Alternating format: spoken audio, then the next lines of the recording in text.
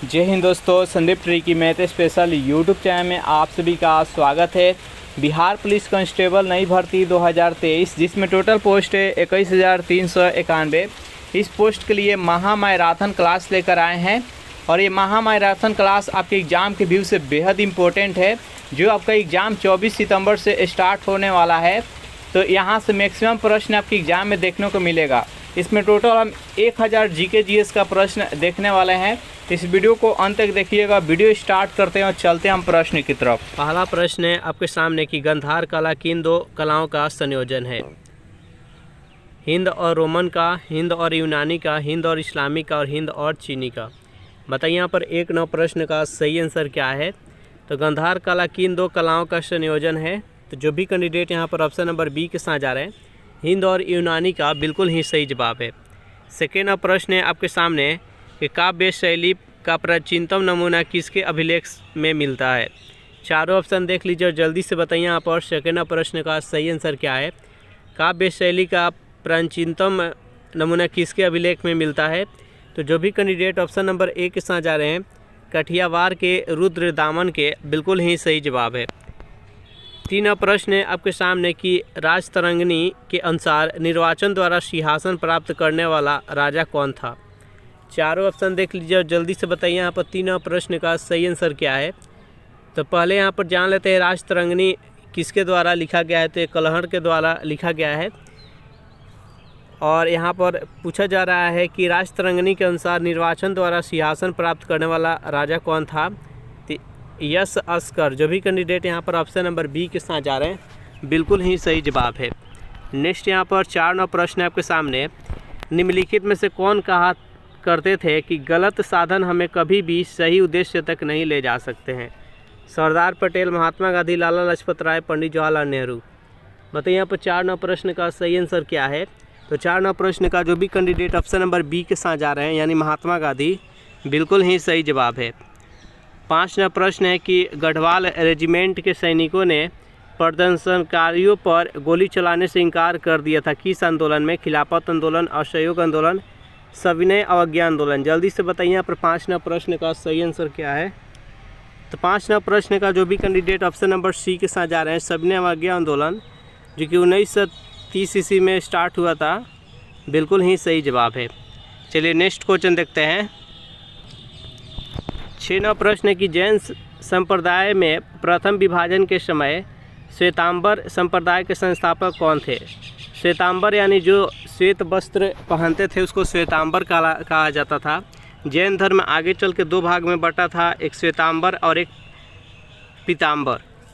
तो यहाँ पर जो श्वेतांबर है इसके संस्थापक कौन है? तो स्थूलभद्र। जो भी कैंडिडेट यहाँ पर ऑप्शन नंबर ए के साथ जा रहे हैं, बिल्कुल ही सही जवाब है। चलिए नेक्स्ट यहाँ पर 7वां प्रश्न है आपके सामने कि बिहार में परमानेंट सेटलमेंट लागू करने का क्या कारण था? चारों ऑप्शन देख लीजिए और जल्दी से बताइए यहाँ पर 7वां प्रश्न का सही आंसर क्या है। तो जो भी कैंडिडेट ऑप्शन नंबर बी के साथ जा रहे हैं, जमींदारों के लिए ज़मीन पर वंश परंपरागत अधिकार को स्वेच्छा से हस्तांतरित करने का अधिकार। इसका राइट आंसर हो जाएगा ऑप्शन नंबर बी। 8वां प्रश्न है आपके सामने कि सविनय अवज्ञा आंदोलन के रूप में गांधी जी ने दांडी मार्च प्रारंभ किया था?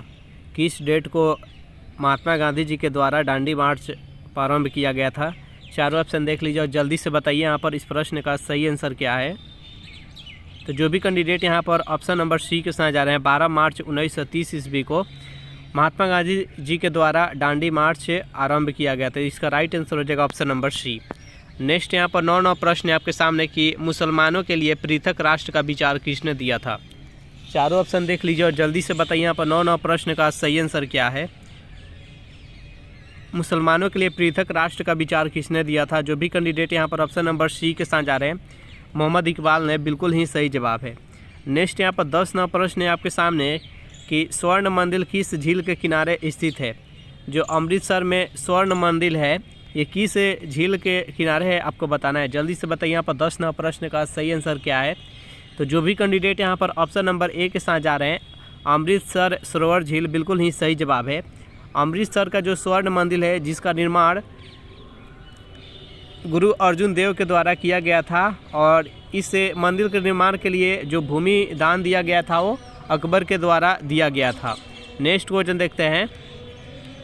11वां प्रश्न है आपके सामने कि मैं अनिश्वरवादी क्यों हूँ शीर्षक की पुस्तिका लिखी गई थी, किसके द्वारा लिखी गई थी? बीके दत्त द्वारा, भगत सिंह के द्वारा, राजगुरु के द्वारा, यशपाल द्वारा। बताइए यहाँ पर 11वां प्रश्न का सही आंसर क्या है? मैं अनिश्वरवादी क्यों हूँ इस शीर्षक का पुस्तिका किसने लिखा था? तो जो भी कैंडिडेट यहाँ पर ऑप्शन नंबर बी के साथ जा रहे हैं भगत सिंह के द्वारा, बिल्कुल ही सही जवाब है।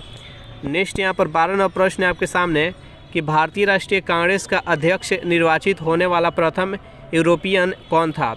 चारों ऑप्शन देख लीजिए और जल्दी से बताइए यहाँ पर 12वां प्रश्न का सही आंसर क्या है। भारतीय राष्ट्रीय कांग्रेस का अध्यक्ष निर्वाचित होने वाला प्रथम यूरोपियन कौन था? तो जो भी कैंडिडेट यहाँ पर ऑप्शन नंबर बी के साथ जा रहे हैं जॉर्ज यूले, बिल्कुल ही सही जवाब है। भारतीय राष्ट्रीय कांग्रेस का स्थापना 1885 ईस्वी में एओ ह्यूम के द्वारा किया गया था और इसका प्रथम अध्यक्ष कौन बने थे? तो इसका अधिवेशन जो था वो मुंबई अधिवेशन था और इसका प्रथम अध्यक्ष बने थे वो बोमेश चंद्र बनर्जी बने थे। और उसके बाद से जो जॉर्ज यूरे बने थे ये चौथा कांग्रेस का अध्यक्ष बने थे 1888 ईस्वी में। तो इस प्रश्न का राइट आंसर है ऑप्शन नंबर बी। नेक्स्ट यहाँ पर 13वां प्रश्न है आपके सामने। रवीन्द्रनाथ टैगोर को अपने किस कृति के लिए नोबेल पुरस्कार प्राप्त हुआ? शांति निकेतन, मॉर्निंग सॉन्ग्स, गीतांजलि और गोरा। बताइए यहाँ पर 13वां प्रश्न का सही आंसर क्या है? रवीन्द्रनाथ टैगोर को अपने किस कृति के लिए नोबेल पुरस्कार प्राप्त हुआ? जल्दी से बताइए, बेहद इंपॉर्टेंट प्रश्न है। तो ये एशिया के प्रथम व्यक्ति थे जिनको नोबेल पुरस्कार मिला था साहित्य के क्षेत्र में। किस पुस्तक के लिए? तो गीतांजलि के लिए। और ये कब मिला था? तो 1913 ईस्वी में, याद रखिएगा। तो इस प्रश्न का राइट आंसर है ऑप्शन नंबर सी। चलिए नेक्स्ट यहाँ पर 14वां प्रश्न है आपके सामने कि लॉर्ड बेलेजली के सहायक संधि पर हस्ताक्षर करने वाला निजाम कौन था? जल्दी से बताइए यहाँ पर 14वां प्रश्न का सही आंसर क्या है? लॉर्ड बेलेजली के सहायक संधि पर हस्ताक्षर करने वाला निजाम कौन था? तो 14वां प्रश्न का जो भी कैंडिडेट ऑप्शन नंबर बी के साथ जा रहे हैं निजाम अली, बिल्कुल ही सही जवाब है। नेक्स्ट यहाँ पर 15वां प्रश्न है आपके सामने कि भारत में प्रथम आधुनिक व्यापार संघ कौन सा था और यह कब सत्ता में आया? तीनों ऑप्शन देख लीजिए और जल्दी से बताइए यहाँ पर 15वां प्रश्न का सही आंसर क्या है। तो 15वां प्रश्न का जो भी कैंडिडेट ऑप्शन नंबर सी के साथ जा रहे हैं मद्रास श्रम संघ 1918, बिल्कुल ही सही जवाब है। चलिए नेक्स्ट क्वेश्चन देखते हैं। प्रश्न है आपके सामने कि भारत में अप्रत्यक्ष निर्वाचन की प्रथा किस वर्ष प्रारंभ की गई? ऑप्शन नंबर ए 1861, बी है 1892, सी है 1909 और डी है 1919। बताइए इस प्रश्न का सही आंसर क्या है? तो 16वां प्रश्न का जो भी कैंडिडेट ऑप्शन नंबर बी के साथ जा रहे हैं 1892, बिल्कुल ही सही जवाब है। सेशन आप लोग को अच्छा लग रहा है तो वीडियो को लाइक कर दीजिए, अपने दोस्तों के पास शेयर कर दीजिए। और जो भी कैंडिडेट अभी तक इस चैनल को सब्सक्राइब नहीं किए होंगे तो चैनल को भी सब्सक्राइब कर लीजिएगा। 17वां प्रश्न है आपके सामने, बेहद इंपॉर्टेंट प्रश्न है कि बलवन का वास्तविक नाम क्या था? चारों ऑप्शन देख लीजिए और जल्दी से बताइए यहाँ पर 17वां प्रश्न का सही आंसर क्या है? बलवन का वास्तविक नाम क्या था? तो जो भी कैंडिडेट यहाँ पर ऑप्शन नंबर डी के साथ जा रहे हैं बहाउद्दीन, बिल्कुल ही सही जवाब है। इस प्रश्न का राइट आंसर है ऑप्शन नंबर डी। बलवन के द्वारा एक त्यौहार शुरू किया गया था जो कि पारसियों का नव वर्ष के रूप में मनाया जाता है, जिसका नाम है नौरोज। उसके बाद से चहलगानी जो कि इल्तुतमिश के द्वारा 40 सरदारों के एक समूह चहलगानी का स्थापना किया गया था, बनाया गया था, जो कि बलवन के द्वारा इसे समाप्त कर दिया गया था। याद रखिएगा, प्रश्न पूछा जाता है कि चहलगानी को कौन समाप्त किया था? तो बलवन ने समाप्त किया था। चलिए नेक्स्ट यहाँ पर 18वां प्रश्न है आपके सामने, बेहद इंपॉर्टेंट प्रश्न है। इल्तुतमिश ने कहाँ अध्ययन केंद्र की स्थापना की? मुल्तान में, कलकत्ता में, अलवर में और पटना में। बताइए यहाँ पर 18वां प्रश्न का सही आंसर क्या है? इल्तुतमिश ने कहाँ अध्ययन केंद्र स्थापित की? तो 18वां प्रश्न का जो भी कैंडिडेट ऑप्शन नंबर ए के साथ जा रहे हैं मुल्तान, बिल्कुल ही सही जवाब है। चलिए नेक्स्ट यहाँ पर 19वां प्रश्न आपके सामने, बेहद इंपॉर्टेंट प्रश्न है, जल्दी से इसका आंसर बताइएगा कि ग्रीन हाउस प्रभाव से पृथ्वी के वायुमंडल का गर्म होने का क्या कारण है? पराबैंगनी किरण, गामा किरणें, अवरक्त किरणें और एक्स किरणें। बताइए यहाँ पर 19वां प्रश्न का सही आंसर क्या है? ग्रीन हाउस प्रभाव से पृथ्वी के वायुमंडल का गर्म होने का क्या कारण है? तो अवरक्त किरणें हैं। जो भी कैंडिडेट यहाँ पर ऑप्शन नंबर सी के साथ जा रहे हैं, बिल्कुल ही सही जवाब है। चलिए नेक्स्ट यहाँ पर 20वां प्रश्न है आपके सामने कि रेटिना पर नेत्र द्वारा निर्मित प्रतिबिंब कैसा होता है। जल्दी से बताइए, चारों ऑप्शन देख लीजिए और जल्दी से बताइए यहाँ पर 20वां प्रश्न का सही आंसर क्या है। मानव के नेत्र के जो रेटिना होता है उस पर प्रतिबिंब कैसा बनता है। तो 20वां प्रश्न का जो भी कैंडिडेट यहाँ पर ए के साथ जा रहे वास्तविक, उल्टा और छोटा बनता है। इसका राइट आंसर है ऑप्शन नंबर ए। चलिए नेक्स्ट यहाँ पर 21वां प्रश्न है कि बरसात के दिनों में चमड़े पर उगने वाला कवक होता है।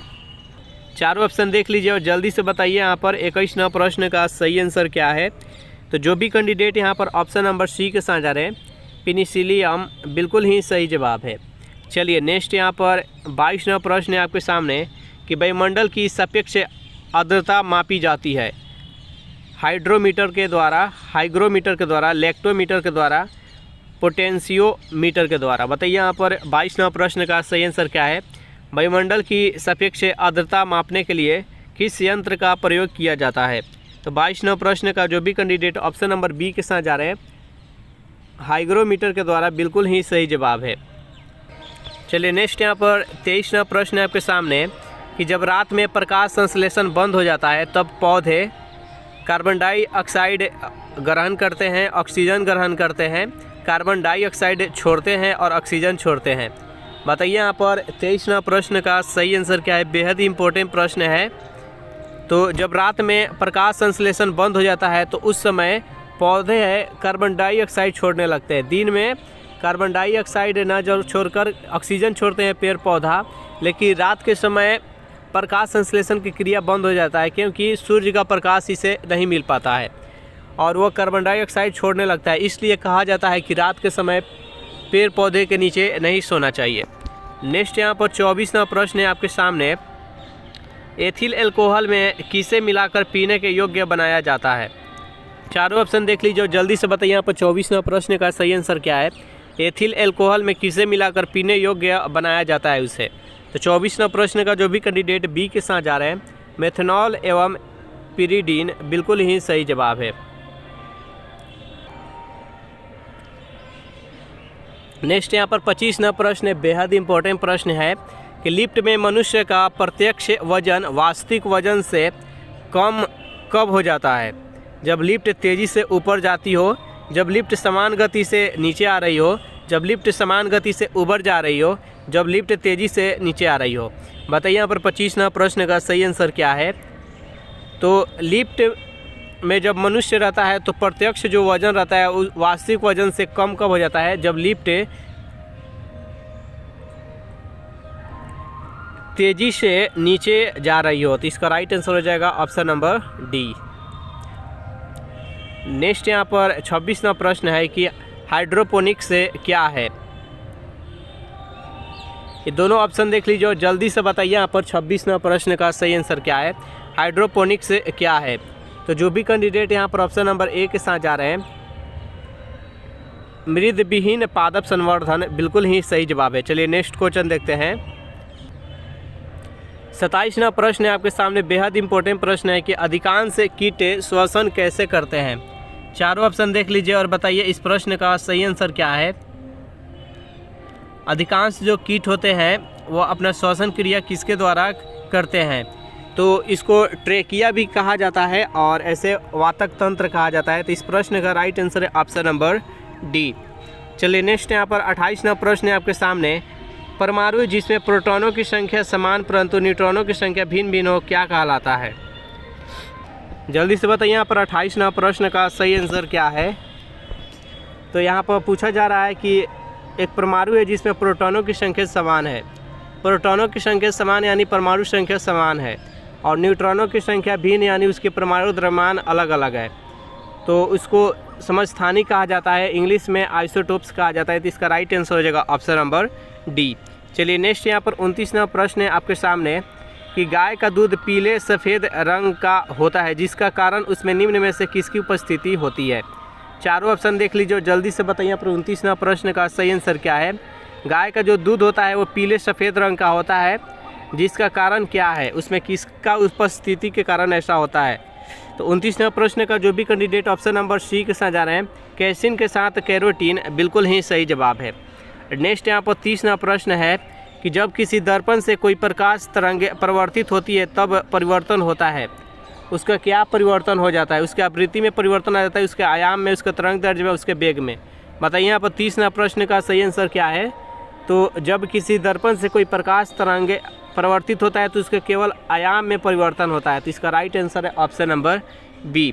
नेक्स्ट यहाँ पर 31वां प्रश्न है आपके सामने कि मनुष्य की आँख की कॉर्निया में विकसित होने वाली पारदर्शी झिल्ली को क्या कहा जाता है? मोतिया बिंद कहा जाता है, मायोपिया कहा जाता है, दीर्घ दृष्टि दोष कहा जाता है। बताइए यहाँ पर 31वां प्रश्न का सही आंसर क्या है? तो उसको मोतिया बिंद कहा जाता है। जो भी कैंडिडेट यहाँ पर ऑप्शन नंबर ए के साथ जा रहे हैं बिल्कुल ही सही जवाब है। चलिए नेक्स्ट क्वेश्चन देखते हैं। 32वां प्रश्न है आपके सामने कि तीसरे और चौथे समूह के ऑक्साइड का सामान्य गुणधर्म क्या है? चारों ऑप्शन देख लीजिए, जल्दी से बताइए यहाँ पर 32वां प्रश्न का सही आंसर क्या है? तीसरे और चौथे समूह के ऑक्साइड का सामान्य गुणधर्म क्या होता है? तो 32वां प्रश्न का जो भी कैंडिडेट ऑप्शन नंबर ए के साथ जा रहे हैं बेसिक और एसिडिक होते हैं। इसका राइट आंसर है ऑप्शन नंबर ए। चलिए नेक्स्ट यहाँ पर 33वां प्रश्न है कि निम्नलिखित तत्वों में से कौन सर्वाधिक यौगिक निर्माण करता है? बेहद इंपॉर्टेंट प्रश्न है, जल्दी से बताइए यहाँ पर 33वां प्रश्न का सही आंसर क्या है? निम्नलिखित तत्वों में से सर्वाधिक यौगिक निर्माण कौन सा तत्व करता है? Hydrogen, carbon, nitrogen, oxygen.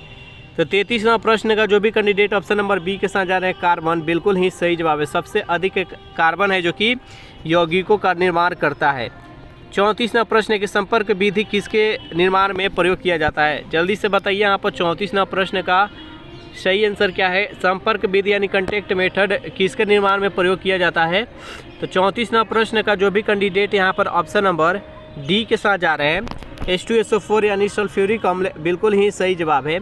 इसमें जितने भी प्रश्न कराया जा रहा है सभी के सभी 10th लेवल का प्रश्न है और इस टाइप का ही प्रश्न आपके एग्जाम में भी आएगा, तो एक भी प्रश्न मिस नहीं कीजिएगा। और अभी तक जो भी कैंडिडेट नहीं इस चैनल को सब्सक्राइब किए होंगे तो चैनल को भी सब्सक्राइब कर लीजिएगा, जिससे कि रेगुलर आपके पास वीडियो जाए और अपना एक सीट कंफर्म कर पाए। नेक्स्ट यहाँ पर 35वां प्रश्न है, निम्न में से कौन सा पदार्थ साबुन बनाने में प्रयोग होता है?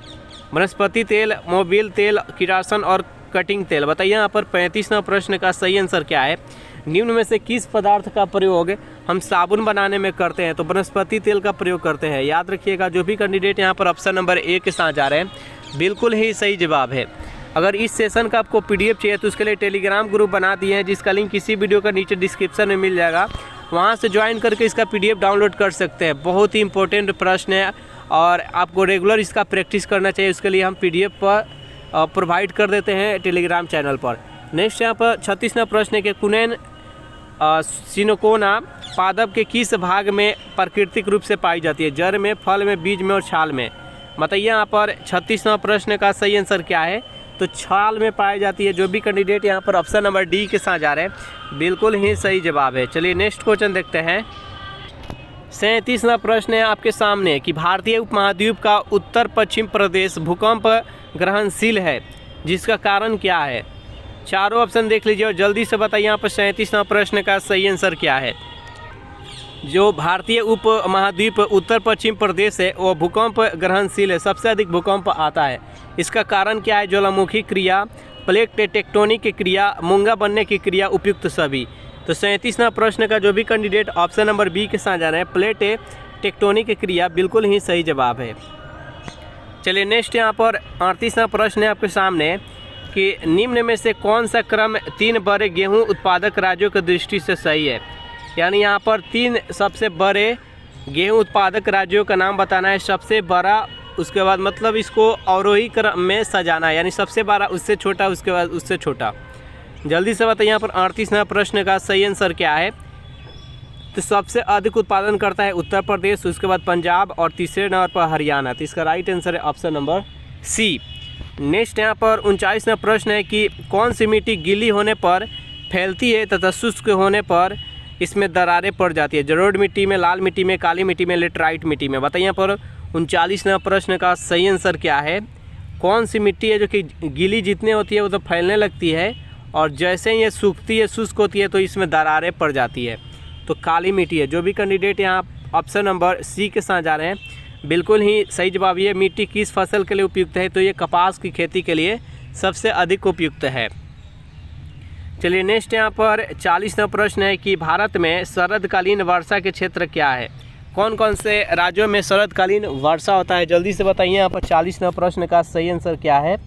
तो 40वां प्रश्न का जो भी कैंडिडेट ऑप्शन नंबर बी के साथ जा रहे हैं, यानी पंजाब और तमिलनाडु 2 राज्य है जिसमें शरद ऋतु में वर्षा होता है, तो इसका राइट आंसर है ऑप्शन नंबर बी। चलिए नेक्स्ट क्वेश्चन देखते हैं।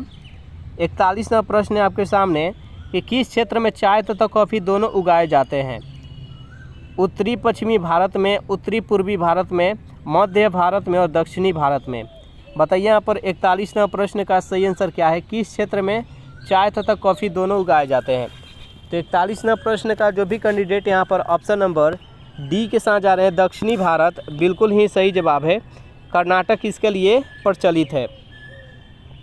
नेक्स्ट यहाँ पर 42वां प्रश्न है आपके सामने कि 0 माइल स्टोन को ब्रिटिश द्वारा स्थापित किया गया था, जो कि इस बिंदु का प्रयोग सभी दूरियों को मापने के लिए करते थे। यह कहाँ है? मुंबई में है, कोलकाता में है, नागपुर में है और नई दिल्ली में है। जल्दी से बताइए इस प्रश्न का सही आंसर क्या है। तो 42वां प्रश्न का जो भी कैंडिडेट ऑप्शन नंबर सी के साथ जा रहे हैं, नागपुर, बिल्कुल ही सही जवाब है।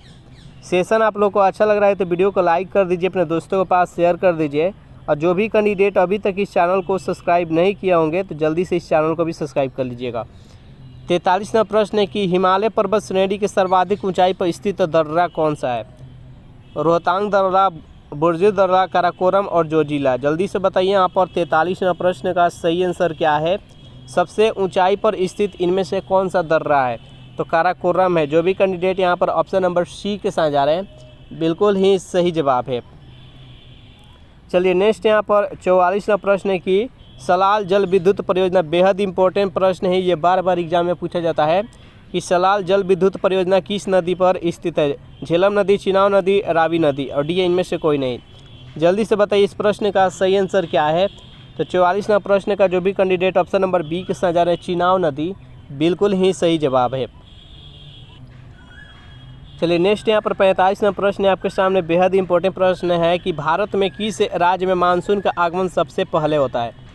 जल्दी से बताइए यहाँ पर 45वां प्रश्न का सही आंसर क्या है। जितने भी प्रश्न कराए जा रहे हैं सभी के सभी VVI है, प्रत्येक क्वेश्चन की आने की संभावना रहेगा एग्जाम में आपके, तो एक भी प्रश्न आप मिस नहीं कीजिएगा, अंत तक जुड़े रहिएगा।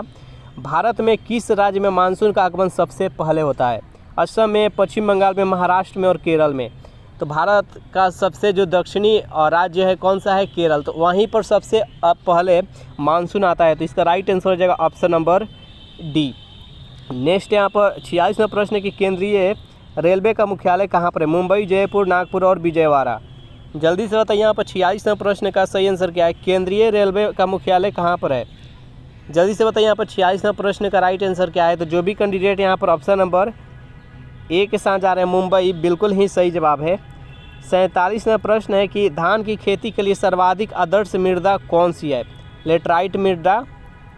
देखिए यहाँ पर जो लेटराइट मृदा है ये चाय की खेती के लिए उपयुक्त है, ये चाय की खेती के लिए सबसे बेहतरीन मिट्टी है लेटराइट मृदा।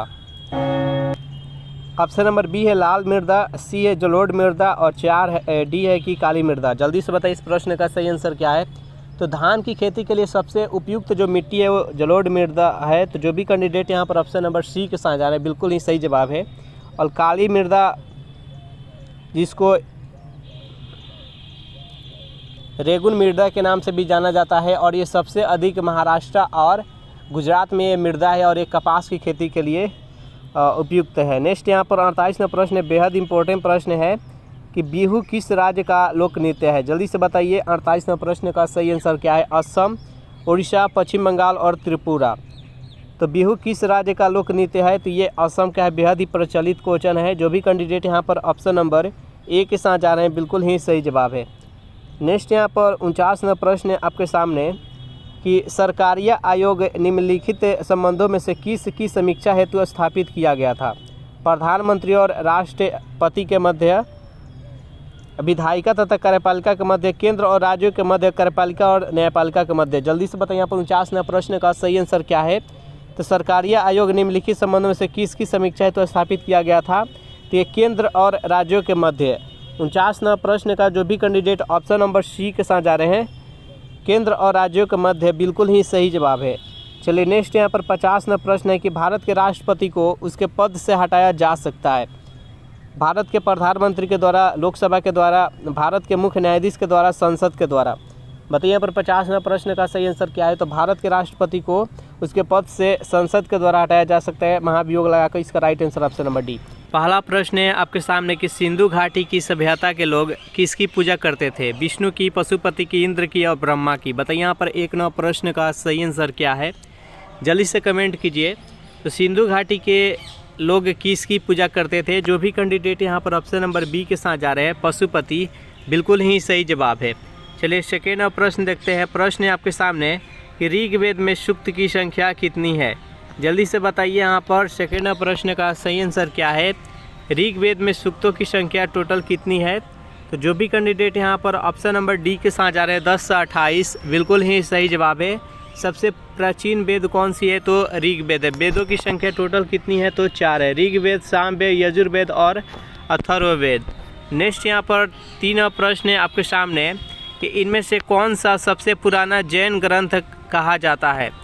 चारों ऑप्शन देख लीजिए और जल्दी से बताइए यहाँ पर 3 प्रश्न का सही आंसर क्या है। इनमें से सबसे पुराना जैन ग्रंथ किसे कहा जाता है? 3 प्रश्न का जो भी कैंडिडेट ऑप्शन नंबर सी के साथ जा रहे हैं, 14 पूर्व, बिल्कुल ही सही जवाब है। चलिए नेक्स्ट यहाँ पर 4 प्रश्न है आपके सामने कि किस युद्ध से भारत में मुस्लिम शक्ति की स्थापना हुई?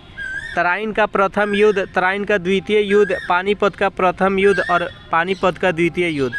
बताइए यहाँ पर 4 प्रश्न का सही आंसर क्या है। तो किस युद्ध के उपरांत मुस्लिम शक्ति भारत में स्थापना हुआ? तो जो भी कैंडिडेट यहाँ पर ऑप्शन नंबर बी के साथ जा रहे हैं, तराइन का द्वितीय युद्ध, बिल्कुल ही सही जवाब है। तराइन का जो प्रथम युद्ध हुआ था, ये मोहम्मद गौरी तथा पृथ्वीराज चौहान के बीच में हुआ था।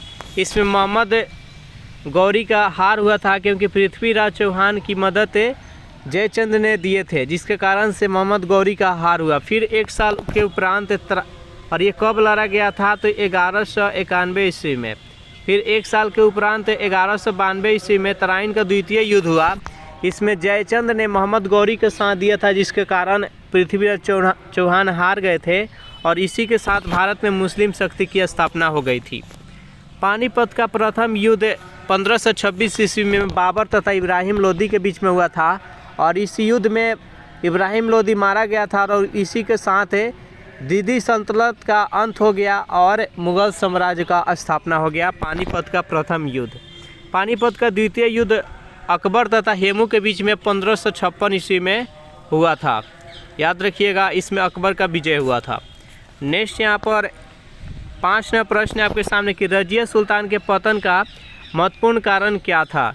चारों ऑप्शन देख लीजिए और जल्दी से बताइए यहाँ पर 5वां प्रश्न का सही आंसर क्या है।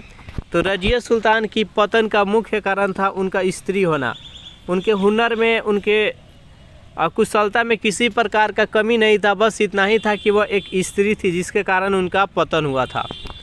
और रजिया सुल्तान किसकी बेटी थी? तो ये इल्तुतमिश की बेटी थी। और दिल्ली सल्तनत का पहला मुस्लिम शासिका कौन बनी थी? तो रजिया सुल्तान बनी थी।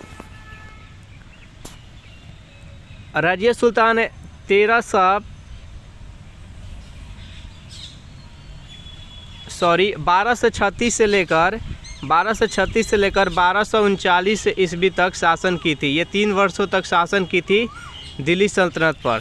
इस प्रश्न का राइट आंसर है ऑप्शन नंबर ए।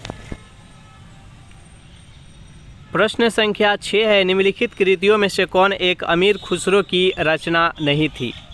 ऑप्शन नंबर ए है एजाज ए खुसरवी, ऑप्शन नंबर बी है तारिक ए अलाई, ऑप्शन नंबर सी है खजाइन उल फुतू और ऑप्शन नंबर डी है फतवा ए जहानदारी। बताइए यहाँ पर 6 प्रश्न का सही आंसर क्या है। तो जो भी कैंडिडेट यहाँ पर ऑप्शन नंबर डी के साथ जा रहे हैं, फतवा ए जहानदारी, बिल्कुल ही सही जवाब है। चलिए नेक्स्ट यहाँ पर 7वां प्रश्न है आपके सामने कि जब ईस्ट इंडिया कंपनी का गठन हुआ उस समय भारत का मुगल बादशाह कौन था? जहांगीर, हुमायूं, औरंगजेब और अकबर। बताइए यहाँ पर 7वां प्रश्न का सही आंसर क्या है। तो जब ईस्ट इंडिया कंपनी का स्थापना हुआ उस समय भारत का मुगल बादशाह कौन था? तो अकबर थे। जो भी कैंडिडेट यहाँ पर ऑप्शन नंबर डी के साथ जा रहे हैं बिल्कुल ही सही जवाब है। नेक्स्ट यहाँ पर 8-9 प्रश्न है आपके सामने कि फ्रांसीसियो ने निम्नलिखित में से किस संधि के द्वारा मद्रास अंग्रेजों को वापस लौटा दिया। चारों ऑप्शन देख लीजिए और जल्दी से बताइए यहाँ पर 8-9 प्रश्न का सही आंसर क्या है। तो 8-9 प्रश्न का जो भी कैंडिडेट ऑप्शन नंबर ए के साथ जा रहे हैं लास्ट शॉपल की संधि 1748 बिल्कुल ही सही जवाब है। 9 प्रश्न है आपके सामने कि कौन से सिख गुरु कुका के द्वारा सिखों के अकेले सच्चे गुरु के रूप में पहचाने जाते हैं। ऑप्शन नंबर ए है गुरु अंगद, बी है गुरु अमरदास, बी है हरगोविंद और डी है गुरु गोविंद सिंह। बताइए यहाँ पर 9 प्रश्न का सही आंसर क्या है। तो जो भी कैंडिडेट यहाँ पर ऑप्शन नंबर डी के साथ जा रहे हैं गुरु गोविंद सिंह बिल्कुल ही सही जवाब है। ये सिख धर्म के 10वें गुरु थे और इन्होंने ही खालसा पंथ का स्थापना किए थे। नेक्स्ट यहाँ पर 10 प्रश्न है आपके सामने बेहद इंपॉर्टेंट प्रश्न है कि स्वर्ण मंदिर किस झील के किनारे स्थित है। चारों ऑप्शन देख लीजिए और जल्दी से बताइए यहाँ पर 10 प्रश्न का सही आंसर क्या है। स्वर्ण मंदिर किस झील के किनारे है। तो 10 प्रश्न का जो भी कैंडिडेट ऑप्शन नंबर ए के साथ जा रहे हैं अमृतसर सरोवर झील बिल्कुल ही सही जवाब है। स्वर्ण मंदिर किस राज्य में स्थित है। तो यह पंजाब के अमृतसर शहर में स्थित है और इसका निर्माण सिख धर्म के 5वें गुरु अर्जुन देव के द्वारा किया गया था और इसके निर्माण के लिए अकबर ने ज़मीन दान में दिए थे, वहीं पर इसका निर्माण किया गया। नेक्स्ट यहाँ पर 11 प्रश्न है आपके सामने। किसने कहा कि इतने समय से करोड़ों लोग भूख और अज्ञान में रहते हैं। मैं हर व्यक्ति को देशद्रोही समझता हूँ जिन्होंने उसके ही पैसे से पढ़कर और उनके लिए कुछ नहीं किया। ये कथन किसका था। ऑप्शन नंबर ए है स्वामी विवेकानंद का, महात्मा गांधी का, बाल गंगाधर तिलक का और गोपाल कृष्ण गोखले का। बताइए इस प्रश्न का सही आंसर क्या है। तो 11 प्रश्न का जो भी कैंडिडेट ऑप्शन नंबर ए के साथ जा रहे हैं स्वामी विवेकानंद बिल्कुल ही सही जवाब है। नेक्स्ट यहाँ पर 12 प्रश्न है आपके सामने बेहद इंपॉर्टेंट प्रश्न है कि शिमला का सन्यासी के नाम से कौन विख्यात है। चारों ऑप्शन देख लीजिए और जल्दी से बताइए यहाँ पर 12 प्रश्न का सही आंसर क्या है। शिमला का सन्यासी के नाम से कौन विख्यात है। तो 12 प्रश्न का जो भी कैंडिडेट ऑप्शन नंबर ए के साथ जा रहे हैं बी के साथ एओ ह्यूम बिल्कुल ही सही जवाब है। एओ ह्यूम ने कांग्रेस का स्थापना भी किए थे, भारतीय राष्ट्रीय कांग्रेस 1885 ईस्वी में, जिसका प्रथम अध्यक्ष कौन थे। तो व्योमेश चंद्र बनर्जी और उसका अधिवेशन था वो मुंबई अधिवेशन था। तो इस प्रश्न का राइट आंसर है ऑप्शन नंबर बी। नेक्स्ट यहाँ पर 13 प्रश्न है आपके सामने कि 11 प्रांतों में से 7 प्रांतों में कांग्रेस की सरकार कब बनी थी। चारों ऑप्शन देख लीजिए, बताइए यहाँ पर 13 प्रश्न का सही आंसर क्या है। तो 13 प्रश्न का जो भी कैंडिडेट ऑप्शन नंबर सी के साथ जा रहे हैं जुलाई 1937 बिल्कुल ही सही जवाब है। नेक्स्ट यहाँ पर 14 प्रश्न है कि 1917 में स्थापित इंडियन बॉय स्काउट्स एसोसिएशन का संस्थापक कौन था। चारों ऑप्शन देख लीजिए और जल्दी से बताइए यहाँ पर 14 प्रश्न का सही आंसर क्या है। 1917 में स्थापित इंडियन बॉय स्काउट्स एसोसिएशन का संस्थापक कौन थे। तो जो भी कैंडिडेट ऑप्शन नंबर बी के साथ जा रहे हैं एनी बेसेंट बिल्कुल ही सही जवाब है। भारतीय राष्ट्रीय कांग्रेस के प्रथम महिला अध्यक्ष थी एनी बेसेंट, याद रखिएगा। नेक्स्ट यहाँ पर 15 प्रश्न है कि वह कौन सा देवबंद छात्र विद्वान था जिसने राष्ट्रीय आंदोलन में महत्वपूर्ण हिस्सा लिया था। अब्दुल कलाम आज़ाद ने, मोहम्मद अली जिन्ना ने, बदरुद्दीन तैयबजी ने और चिराग अली ने। बताइए यहाँ पर 15 प्रश्न का सही आंसर क्या है। तो जो भी कैंडिडेट यहाँ पर ऑप्शन नंबर ए के साथ जा रहे हैं अबुल कलाम आज़ाद बिल्कुल ही सही जवाब है। सेशन आप लोग को अच्छा लग रहा है तो वीडियो को लाइक कर दीजिए, अपने दोस्तों के पास शेयर कर दीजिए और जो भी कैंडिडेट अभी तक इस चैनल को सब्सक्राइब नहीं किए होंगे तो इस चैनल को भी सब्सक्राइब कर लीजिएगा। नेक्स्ट यहाँ पर 16 प्रश्न है कि मेघालय का पठार भाग है हिमालय श्रेणी का, प्रायद्वीपीय खंड का, पूर्वी घाट पर्वतों का और सतपुरा श्रेणी का। बताइए यहाँ पर 16 प्रश्न का सही आंसर क्या है। जो भी कैंडिडेट यहाँ पर ऑप्शन नंबर बी के साथ जा रहे हैं प्रायद्वीपीय खंड का बिल्कुल ही सही जवाब है। नेक्स्ट क्वेश्चन देखते हैं। 17 प्रश्न बेहद इंपॉर्टेंट प्रश्न है कि दक्षिण भारत का मैनचेस्टर किसे कहते हैं। कोयम्बटूर को, सलेम को, तंजावुर को और मदुरई को। बताइए यहाँ पर 17 प्रश्न का सही आंसर क्या है। तो यहाँ से 3 प्रश्न बनता है यहाँ पर पूछा गया है कि दक्षिण भारत का मैनचेस्टर किसे कहा जाता है। तो जब भी दक्षिण भारत का मैनचेस्टर पूछे तो कोयम्बटूर हो जाएगा। इसका राइट आंसर है ऑप्शन नंबर ए। उसके बाद एक और प्रश्न बनता है कि उत्तर भारत का मैनचेस्टर किसे कहा जाता है। तो कानपुर को कहा जाता है, कानपुर। फिर एक प्रश्न बनता है कि भारत का मैनचेस्टर किसे कहा जाता है। तो अहमदाबाद को कहा जाता है। याद रखिएगा, अहमदाबाद को भारत का मैनचेस्टर, उत्तर भारत का कानपुर का मैनचेस्टर, उत्तर भारत का मैनचेस्टर कानपुर और दक्षिण भारत का मैनचेस्टर कोयम्बटूर।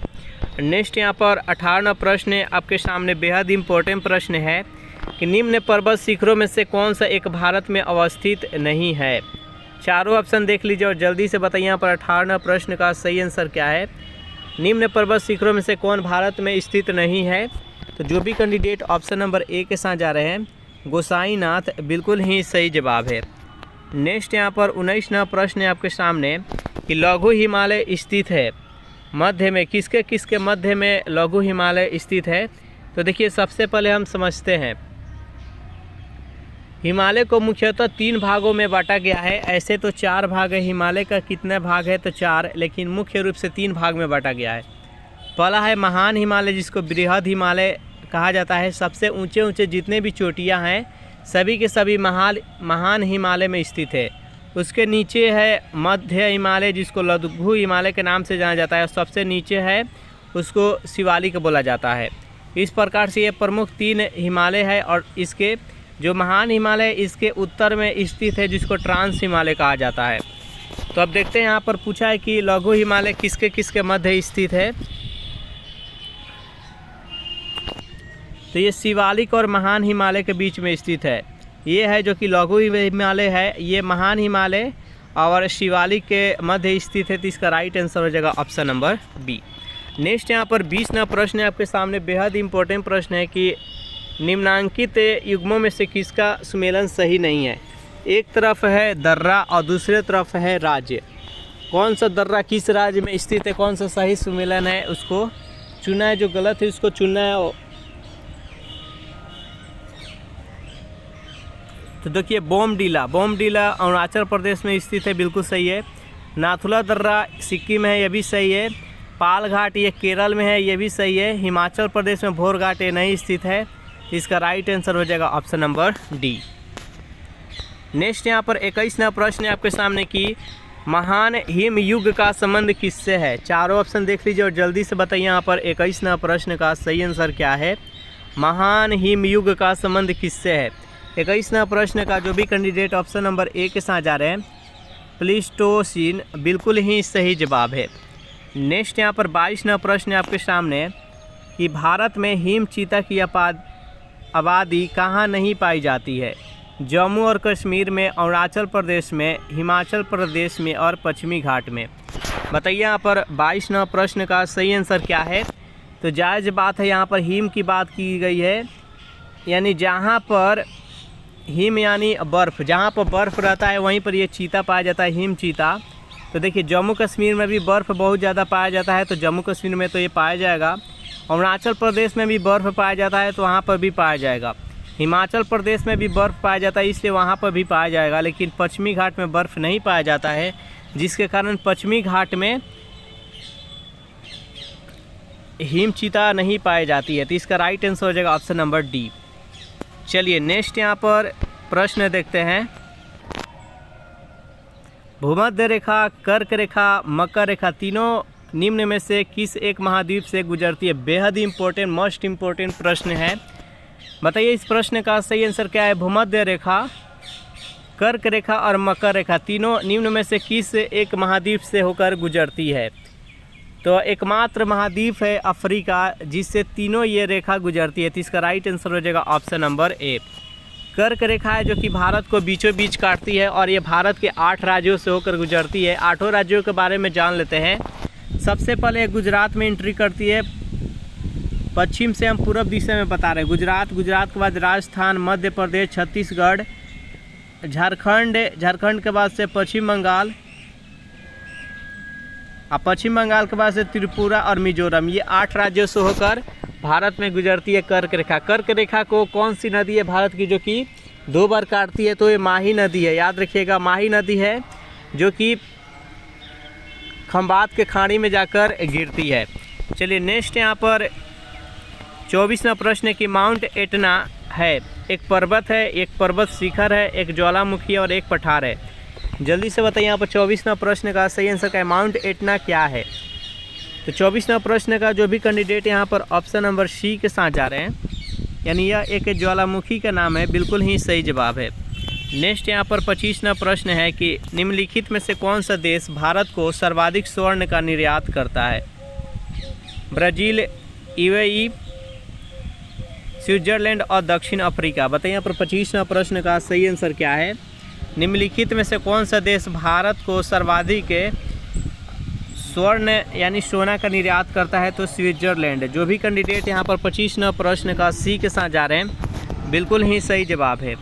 नेक्स्ट यहाँ पर 26वां प्रश्न है आपके सामने कि सेमांग लोग कहाँ के घने उष्णकटिबंधीय वनों में रहते हैं। चारों ऑप्शन देख लीजिए और जल्दी से बताइए यहाँ पर 26वां प्रश्न का सही आंसर क्या है। तो 26वां प्रश्न का जो भी कैंडिडेट ऑप्शन नंबर सी के साथ जा रहे हैं, मलेशिया, बिल्कुल ही सही जवाब है। नेक्स्ट यहाँ पर 27वां प्रश्न है कि निम्नलिखित नगरों में से कौन सा एक दिए गए देश की भूतपूर्व राजधानी नहीं रहा। जल्दी से बताइए यहाँ पर 27वां प्रश्न का सही आंसर क्या है। एक तरफ है देश और एक तरफ है उसका शहर, जो कि पहले उस देश का राजधानी था लेकिन वर्तमान समय में उसका राजधानी चेंज हो गया है।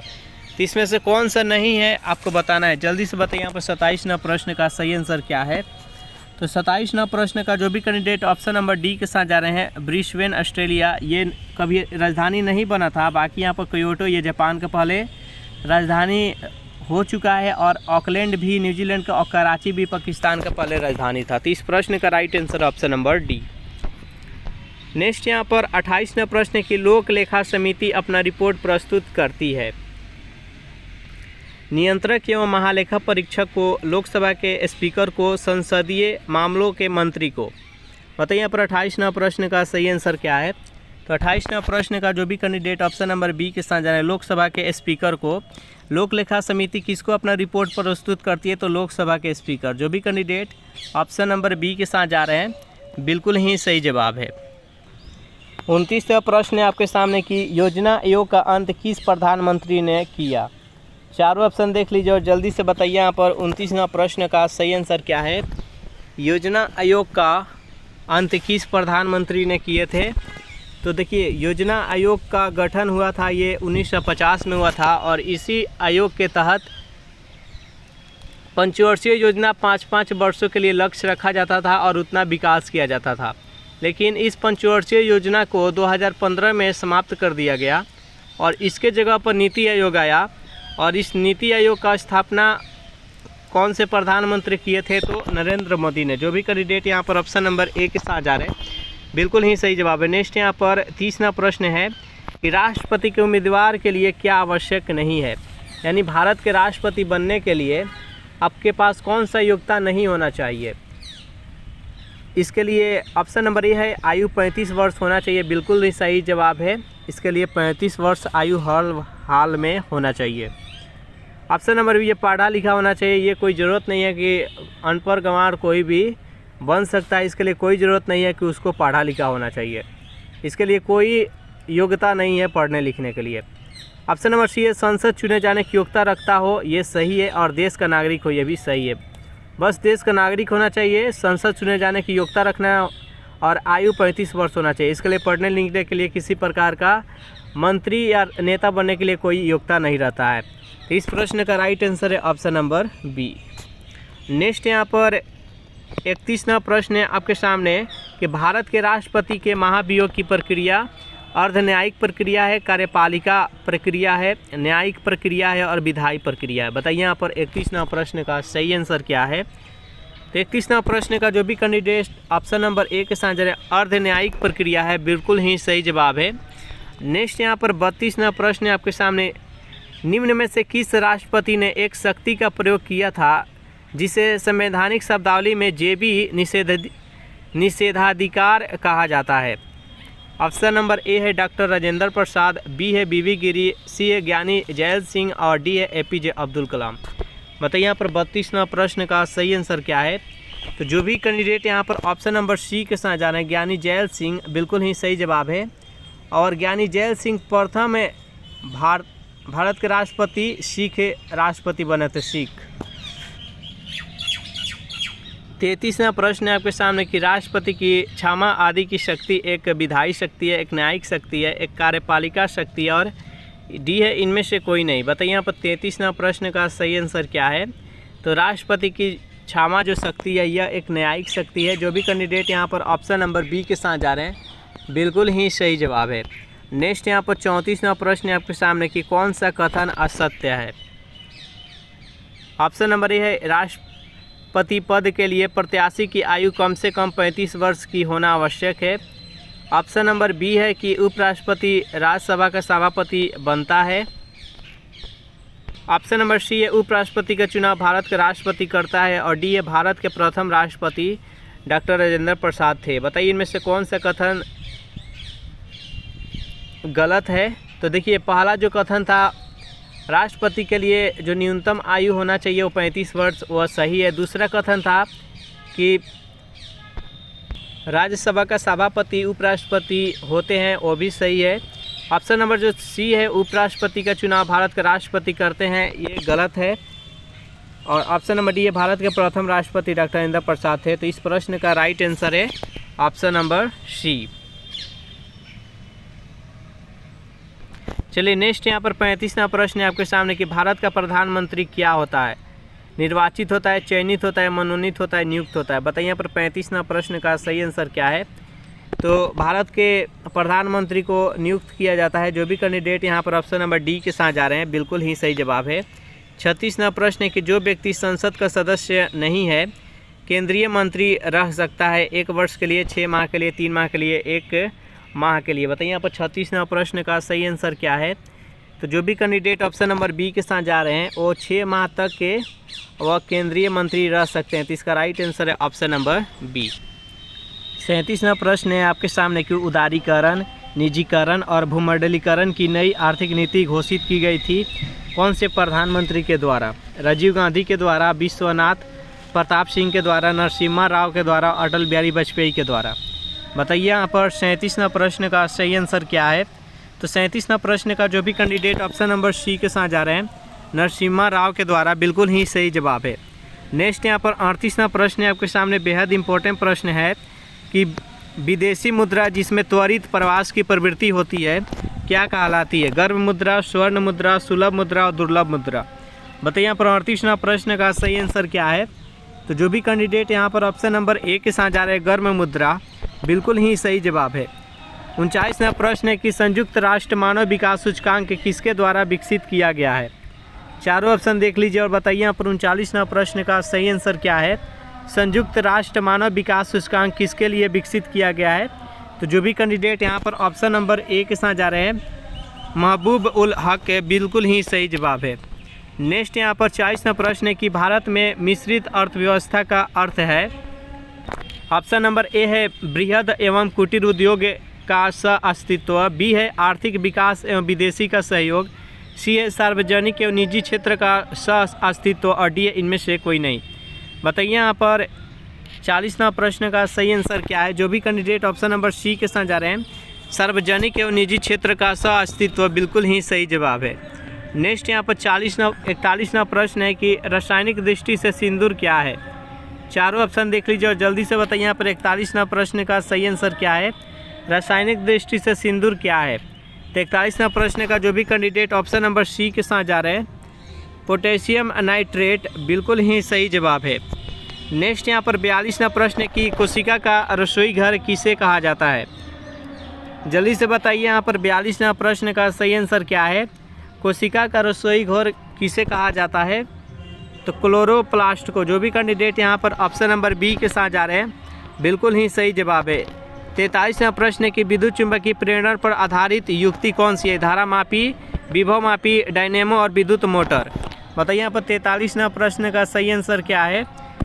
तो जो भी कैंडिडेट यहाँ पर ऑप्शन नंबर सी के साथ जा रहे हैं डायनेमो, बिल्कुल ही सही जवाब है। चलिए नेक्स्ट यहाँ पर 44वां प्रश्न है आपके सामने कि नेफ्रोलॉजी किसका अध्ययन है। गुर्दे का, जिगर का, तंत्रिका तंत्र का और नवजात का। बताइए यहाँ पर 44वां प्रश्न का सही आंसर क्या है। नेफ्रोलॉजी किसका अध्ययन है।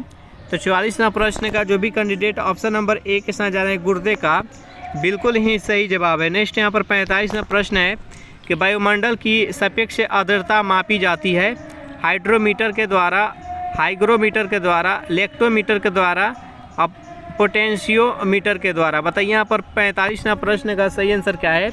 वायुमंडल की सापेक्ष आर्द्रता किस यंत्र के द्वारा मापा जाता है। तो 45वां प्रश्न का जो भी कैंडिडेट ऑप्शन नंबर बी के साथ जा रहा है हाइग्रोमीटर, बिल्कुल ही सही जवाब है। चलिए नेक्स्ट यहाँ पर 46वां प्रश्न है त्रिवी में फ़ोटो लेने के लिए निम्न में से किसका प्रयोग किया जाता है। Option number A photography, B है होलोग्राफी, रेडियोग्राफी और सोनोग्राफी। बताइए यहाँ पर इस प्रश्न का राइट आंसर क्या है। तो 46वां प्रश्न का जो भी कैंडिडेट ऑप्शन नंबर बी के साथ जा रहे हैं होलोग्राफी, बिल्कुल ही सही जवाब है। चलिए नेक्स्ट यहाँ पर 47वां प्रश्न है कि विटामिन डी में निम्नलिखित में से क्या पाया जाता है। इस पर एस्कॉर्बिक अम्ल, कैल्सीफेरॉल, फोलिक अम्ल और रेटिनॉल। बताइए यहाँ पर 47वां प्रश्न का सही आंसर क्या है। तो विटामिन डी में क्या पाया जाता है। तो जो भी कैंडिडेट यहाँ पर ऑप्शन नंबर कैल्सीफेरॉल के साथ जा रहे हैं ऑप्शन नंबर बी, बिल्कुल ही सही जवाब है। एस्कॉर्बिक अम्ल विटामिन सी में, रेटिनॉल विटामिन ए में। नेक्स्ट प्रश्न देखते हैं 48वां प्रश्न है कि निम्नलिखित में से कौन सा कण अस्थायी है। इलेक्ट्रॉन, कण, प्रोटॉन और न्यूट्रॉन। बताइए यहाँ पर 48वां प्रश्न का सही आंसर क्या है। तो जो भी कैंडिडेट ऑप्शन नंबर डी के साथ जा रहे हैं न्यूट्रॉन, बिल्कुल ही सही जवाब है। 49वां प्रश्न है कि न्यूक्लियॉन का मान होता है इलेक्ट्रॉन संख्या के बराबर न्यूट्रॉन की संख्या, प्रोटॉन की संख्या और न्यूट्रॉन और प्रोटॉन की संख्या। बताइए यहाँ पर 49वां प्रश्न का सही आंसर क्या है। तो जो भी कैंडिडेट यहाँ पर ऑप्शन नंबर डी के साथ जा रहे हैं न्यूट्रॉन तथा प्रोटॉन की संख्या न्यूक्लियॉन का मान होता है। जो भी कैंडिडेट यहाँ पर ऑप्शन नंबर डी के साथ जा रहे हैं, बिल्कुल ही सही जवाब है। 50वां प्रश्न है कि महासागरों से शुद्ध जल किस विधि से प्राप्त किया जाता है। फिल्टरन के द्वारा, आसवन के द्वारा, वाष्पीकरण के द्वारा, प्रभाजी आसवन के द्वारा। बताइए यहाँ पर 50वां प्रश्न का सही आंसर क्या है। तो 50वां प्रश्न का जो भी कैंडिडेट ऑप्शन नंबर बी के साथ जा रहे हैं आसवन के द्वारा, बिल्कुल ही सही जवाब है। चलिए नेक्स्ट यहाँ पर 51वां प्रश्न आपके सामने कि नेप्थलीन की गोलियाँ समय के साथ किसके कारण गायब हो जाती है। वाष्पन के कारण, आसवन के कारण, ऊर्ध्वपातन के कारण, क्रिस्टलीकरण के कारण। बताइए यहाँ पर 51वां प्रश्न का सही आंसर क्या है। जो भी कैंडिडेट यहाँ पर ऑप्शन नंबर सी के साथ जा रहे हैं ऊर्ध्वपातन, बिल्कुल ही सही जवाब है। चलिए नेक्स्ट प्रश्न देखते हैं। प्रकाश संश्लेषण में पौधे द्वारा निम्न में से कौन सी गैस उपयोग की जाती है। Ammonia, carbon dioxide, chlorine, oxygen. बताइए यहाँ पर 52वां प्रश्न का सही आंसर क्या है। तो प्रकाश संश्लेषण में पौधे द्वारा कौन सी गैस का उपयोग किया जाता है। तो जो भी कैंडिडेट ऑप्शन नंबर बी के साथ जा रहे हैं कार्बन डाइऑक्साइड, बिल्कुल ही सही जवाब है। नेक्स्ट यहाँ पर 53वां प्रश्न है कि आइंस्टीन को नोबेल पुरस्कार से सम्मानित किया गया था किसके लिए। प्रकाश विद्युत प्रभाव के लिए, विशिष्ट ऊष्मा के सिद्धांत के लिए, विशेष सापेक्षिकता के सिद्धांत के लिए और बोस-आइंस्टीन सांख्यिकी के लिए। बताइए यहाँ पर 53वां प्रश्न का सही आंसर क्या है। तो प्रकाश विद्युत प्रभाव के लिए आइंस्टीन को नोबेल पुरस्कार मिला था। तो इसका राइट आंसर है ऑप्शन नंबर ए। नेक्स्ट यहाँ पर 54वां प्रश्न है कि निम्नलिखित में से कौन सा युग्म सही सुमेलित नहीं है। बताइए इस प्रश्न का सही आंसर क्या है। चारों ऑप्शन देख लीजिए और जल्दी से बताइए।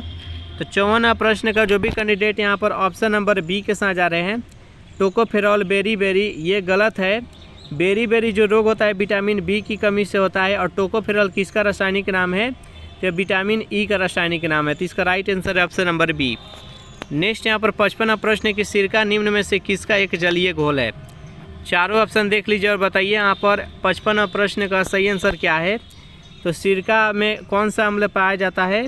तो एसिटिक अम्ल पाया जाता है सिरका में। ऑक्जेलिक अम्ल टमाटर में पाया जाता है। सिट्रिक अम्ल इमली में पाया जाता है। हाइड्रोक्लोरिक अम्ल ये पीत रस में पाया जाता है जठर ग्रंथि में। इसका राइट आंसर है ऑप्शन नंबर आपके सामने की भारतीय राष्ट्रीय कांग्रेस के निम्नलिखित अधिवेशन में से किस एक की अध्यक्षता जवाहरलाल नेहरू ने सर्वप्रथम की थी। चारों ऑप्शन देख लीजिए और बताइए यहाँ पर कि 1 नंबर प्रश्न का सही आंसर क्या है। तो भारतीय राष्ट्रीय कांग्रेस के बारे में थोड़ा सा जान लेते हैं। तो देखिए, भारतीय राष्ट्रीय कांग्रेस का गठन 1885 में यो ह्यूम के द्वारा किया गया। इसका प्रथम अध्यक्ष कौन थे? तो वे व्योमेश चंद्र बनर्जी थे। उसके बाद यहाँ पर पूछा गया है कि इसका अध्यक्षता किसने की थी? पंडित जवाहरलाल नेहरू के द्वारा प्रथम। तो लाहौर अधिवेशन 1929 का प्रथम अध्यक्षता की थी पंडित जवाहरलाल नेहरू ने, और इसी अधिवेशन में पूर्ण स्वराज की मांग रखी गई थी। नेक्स्ट यहाँ पर कलकत्ता अधिवेशन है, इसकी अध्यक्षता पंडित मोतीलाल नेहरू के द्वारा की गई थी। नेक्स्ट यहाँ पर लखनऊ अधिवेशन है, लखनऊ अधिवेशन की अध्यक्षता 1936 पंडित जवाहरलाल नेहरू ने दूसरी बार की थी, और रामगढ़ अधिवेशन 1940 की अध्यक्षता सुभाष चंद्र बोस जी के द्वारा किया गया था। चलिए नेक्स्ट यहाँ पर सेकेंड प्रश्न आपके सामने कि लंदन में संपन्न हुए गोलमेज सम्मेलन में भारतीय ईसाइयों का प्रतिनिधित्व किसने किया था? चारों ऑप्शन देख लीजिए और बताइए यहाँ पर सेकेंड प्रश्न का सही आंसर क्या है। तो देखिए, यहाँ पर आया है गोलमेज सम्मेलन, तो थोड़ा सा जान लेते हैं। देखिए, गोलमेज सम्मेलन कहाँ पर संपन्न हुआ था?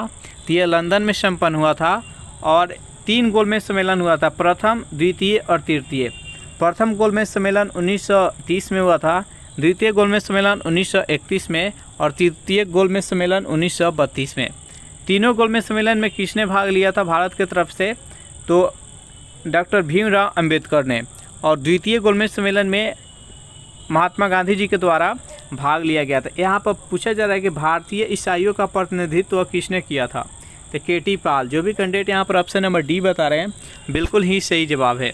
नेक्स्ट यहाँ पर तीनों प्रश्न है कि भारतवर्ष के विभाजन के समय ब्रिटिश भारत के निम्नलिखित में से किस एक प्रांत ने एक संयुक्त एवं स्वतंत्र अस्तित्व के लिए योजना सामने रखी थी? पंजाब, असम, बंगाल और बिहार। बताइए यहाँ पर तीनों प्रश्न का सही आंसर क्या है? जो भी कैंडिडेट यहाँ पर ऑप्शन नंबर ए बता रहे हैं पंजाब, बिल्कुल ही सही जवाब है। नेक्स्ट क्वेश्चन देखते हैं। 4वां प्रश्न है कि हड़प्पा संस्कृति की बहुसंख्यक मुहरें किससे निर्मित है? चारों ऑप्शन देख लीजिए और बताइए यहाँ पर 4वां प्रश्न का सही आंसर क्या है। हड़प्पा संस्कृति के बहुसंख्यक मुहरें किससे निर्मित है? जो भी कैंडिडेट यहाँ पर ऑप्शन नंबर डी बता रहे हैं सेलखरी से, बिल्कुल ही सही जवाब है। हड़प्पा सभ्यता की खोज कब की गई थी? तो 1921 ईस्वी में दयाराम साहनी के द्वारा खोज किया गया था। नेक्स्ट यहाँ पर 5वां प्रश्न है कि जैन तीर्थकर पार्श्वनाथ निम्नलिखित स्थानों में से मुख्यतः किससे संबंधित है? बनारस से, कौशाम्बी से, और 2 ऑप्शन है गिरिब्रज से और चंपा से। बताइए यहाँ पर 5वां प्रश्न का सही आंसर क्या है?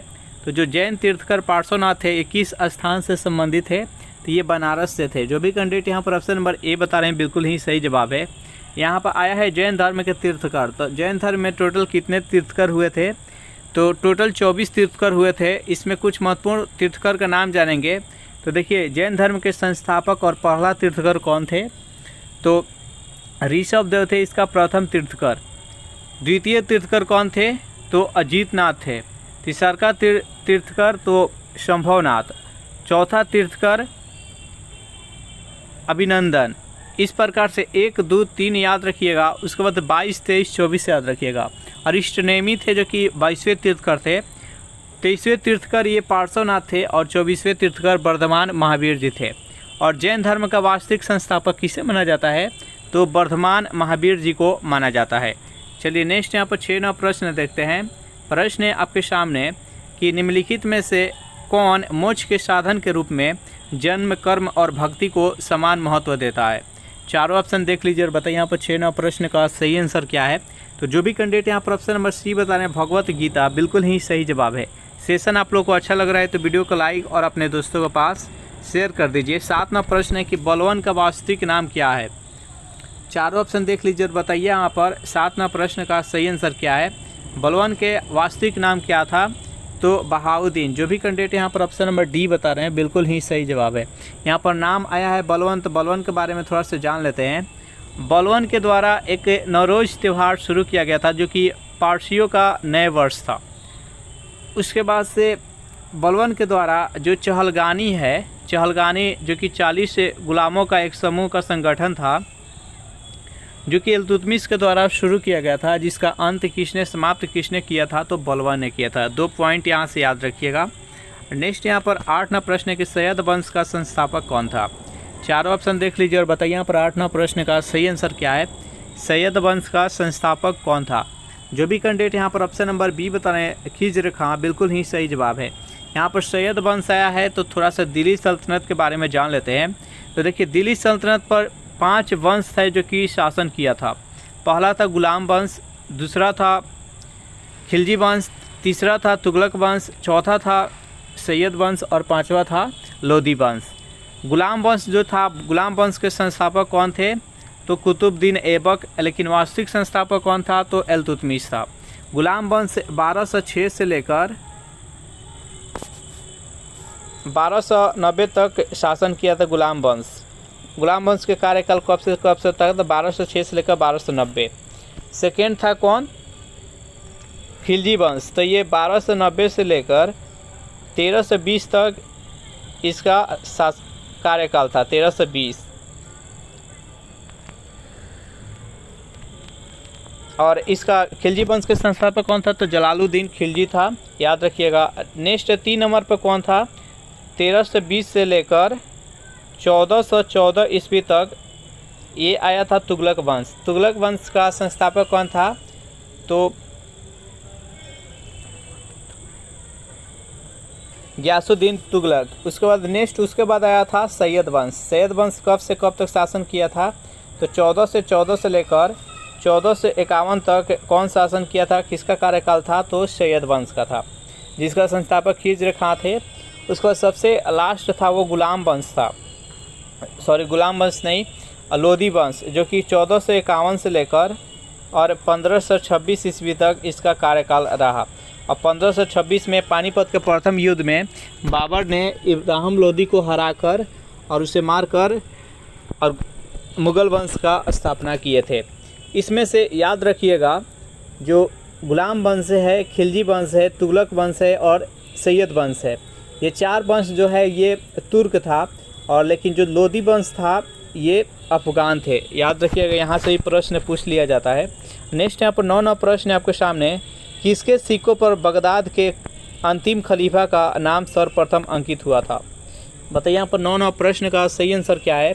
तो जो भी कैंडिडेट यहाँ पर ऑप्शन नंबर बी बता रहे हैं इल्तुतमिश, बिल्कुल ही सही जवाब है। इल्तुतमिश को वास्तविक संस्थापक इसलिए माना जाता है गुलाम वंश का, क्योंकि ये सुल्तान को उपाधि धारण किया था, बगदाद के खलीफा के द्वारा सुल्तान को उपाधि धारण किया था, जो कि 1229 ईस्वी में। उसके बाद से ये गुलाम वंश का जो पहला राजधानी था कुतुबुद्दीन ऐबक राजधानी बनाए थे लाहौर, लाहौर से दिल्ली राजधानी लेकर आए थे, और ये 1211 से लेकर 1236 ईस्वी तक शासन किए थे। नेक्स्ट क्वेश्चन देखते हैं यहाँ पर 10वां प्रश्न है कि दिल्ली सल्तनत की राजकीय भाषा क्या था। उर्दू था, अरबी था, फारसी था और हिंदी था। बताइए यहाँ पर 10वां प्रश्न का सही आंसर क्या है। जो भी कैंडिडेट यहाँ पर ऑप्शन नंबर सी बता रहे हैं फारसी, बिल्कुल ही सही जवाब है।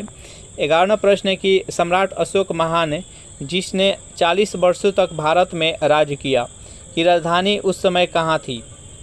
बताइए यहाँ पर तक्षशिला, बोधगया, पाटलिपुत्र और सारनाथ। बताइए यहाँ पर 11वां प्रश्न का सही आंसर क्या है।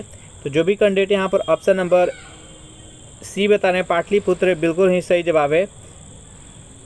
यहाँ पर अशोक नाम आया तो थोड़ा सा इसके बारे में जान लेते हैं। सम्राट अशोक किस वंश के थे तो ये मौर्य वंश के थे। सम्राट अशोक के समय में ही तृतीय बौद्ध संगति हुआ था, और कहाँ हुआ था तो ये पाटलिपुत्र में ही हुआ था। तृतीय बौद्ध संगति किसके शासनकाल में हुआ था तो सम्राट अशोक के। सम्राट अशोक के द्वारा 14 शिलालेख स्थापित किया गया था, जिसमें कि 13वें जो शिलालेख था उसमें कलिंग युद्ध के बारे में वर्णन किया गया है। कलिंग युद्ध कब हुआ था तो 261 ईसा पूर्व में हुआ था, याद रखिएगा। नेक्स्ट यहाँ पर 12वां प्रश्न है आपके सामने, मुस्लिमों के लिए एक पृथक देश की प्रथम बार एक निश्चित अभिव्यक्ति कहाँ हुई थी। चारों ऑप्शन देख लीजिए और बताइए यहाँ पर 12वां प्रश्न का सही आंसर क्या है। तो जो भी कैंडिडेट यहाँ पर ऑप्शन नंबर ए बता रहे हैं 1930 के मुस्लिम लीग के इलाहाबाद अधिवेशन के इकबाल के अध्यक्षीय भाषण में, इसका राइट आंसर हो जाएगा ऑप्शन नंबर ए। चलिए नेक्स्ट यहाँ पर 13वां प्रश्न है कि भारत में निम्नलिखित में से कौन सा शहर स्वर्ण चतुर्भुज मार्ग नेटवर्क में स्थित नहीं है? कोलकाता, मुंबई, नई दिल्ली और चंडीगढ़। बताइए यहाँ पर 13वां प्रश्न का सही आंसर क्या है? तो ये जो स्वर्ण चतुर्भुज मार्ग बताया जा रहा है ये राष्ट्रीय राजमार्ग है और ये भारत के 4 महत्वपूर्ण शहरों को जोड़ता है जो कि एक चतुर्भुज बनाता है, जैसे दिल्ली, कोलकाता, मुंबई और चेन्नई। ये 4 बड़े शहरों को जोड़ा गया है राजमार्ग के द्वारा और ये चतुर्भुज का निर्माण करता है, इसलिए इसे स्वर्ण चतुर्भुज मार्ग का नाम दिया जाता है। तो इसका राइट आंसर हो जाएगा ऑप्शन नंबर डी, चंडीगढ़ इसके अंतर्गत नहीं आता है। कोलकाता भी आता है, मुंबई ये भी आता है और नई दिल्ली और चेन्नई, ये 4 महत्वपूर्ण शहर आता है इसके अंतर्गत। नेक्स्ट यहाँ पर 14वां प्रश्न है आपके सामने कि निम्नलिखित में से कौन सा भौगोलिक रूप से ग्रेट निकोबार के सबसे निकट है? सुमात्रा, बोर्नियो, जावा, श्रीलंका। बताइए यहाँ पर 14वां प्रश्न का सही आंसर क्या है? जो भी कैंडिडेट यहाँ पर ऑप्शन नंबर ए बता रहे हैं सुमात्रा, बिल्कुल ही सही जवाब है। नेक्स्ट यहाँ पर 15वां प्रश्न है कि कौन से भारतीय राज्य की अधिकतम सीमा म्यांमार से स्पर्श करती है? बताइए यहाँ पर 15वां प्रश्न का सही आंसर क्या है? तो देखिए सबसे पहले यहाँ पर जान लेते हैं ऑस्ट्रेलिया क्षेत्र से किस किस देश से भारत की सीमा टच करता है। तो देखिए यहाँ पाकिस्तान से टच करता है, फिर थोड़ा सा अफगानिस्तान, उसके बाद से चीन के बाद से यहाँ पर नेपाल के बाद यहाँ पर भूटान के बाद से यहाँ पर म्यांमार और म्यांमार के बाद से ये बांग्लादेश। इस प्रकार से 1 2 3 4 5 6 7 ये 7 देशों के साथ भारत स्थलीय सीमा साझा करता है। यहाँ पर प्रश्न पूछा जा रहा है कि म्यांमार के साथ अधिकतम कौन सा राज्य है जो कि सीमा साझा करता है? तो वह है अरुणाचल प्रदेश। याद रखिएगा, अगर पूछा जाए कि किस देश के साथ सबसे अधिक स्तरीय सीमा साझा करता है भारत, तो वह हो जाएगा बांग्लादेश।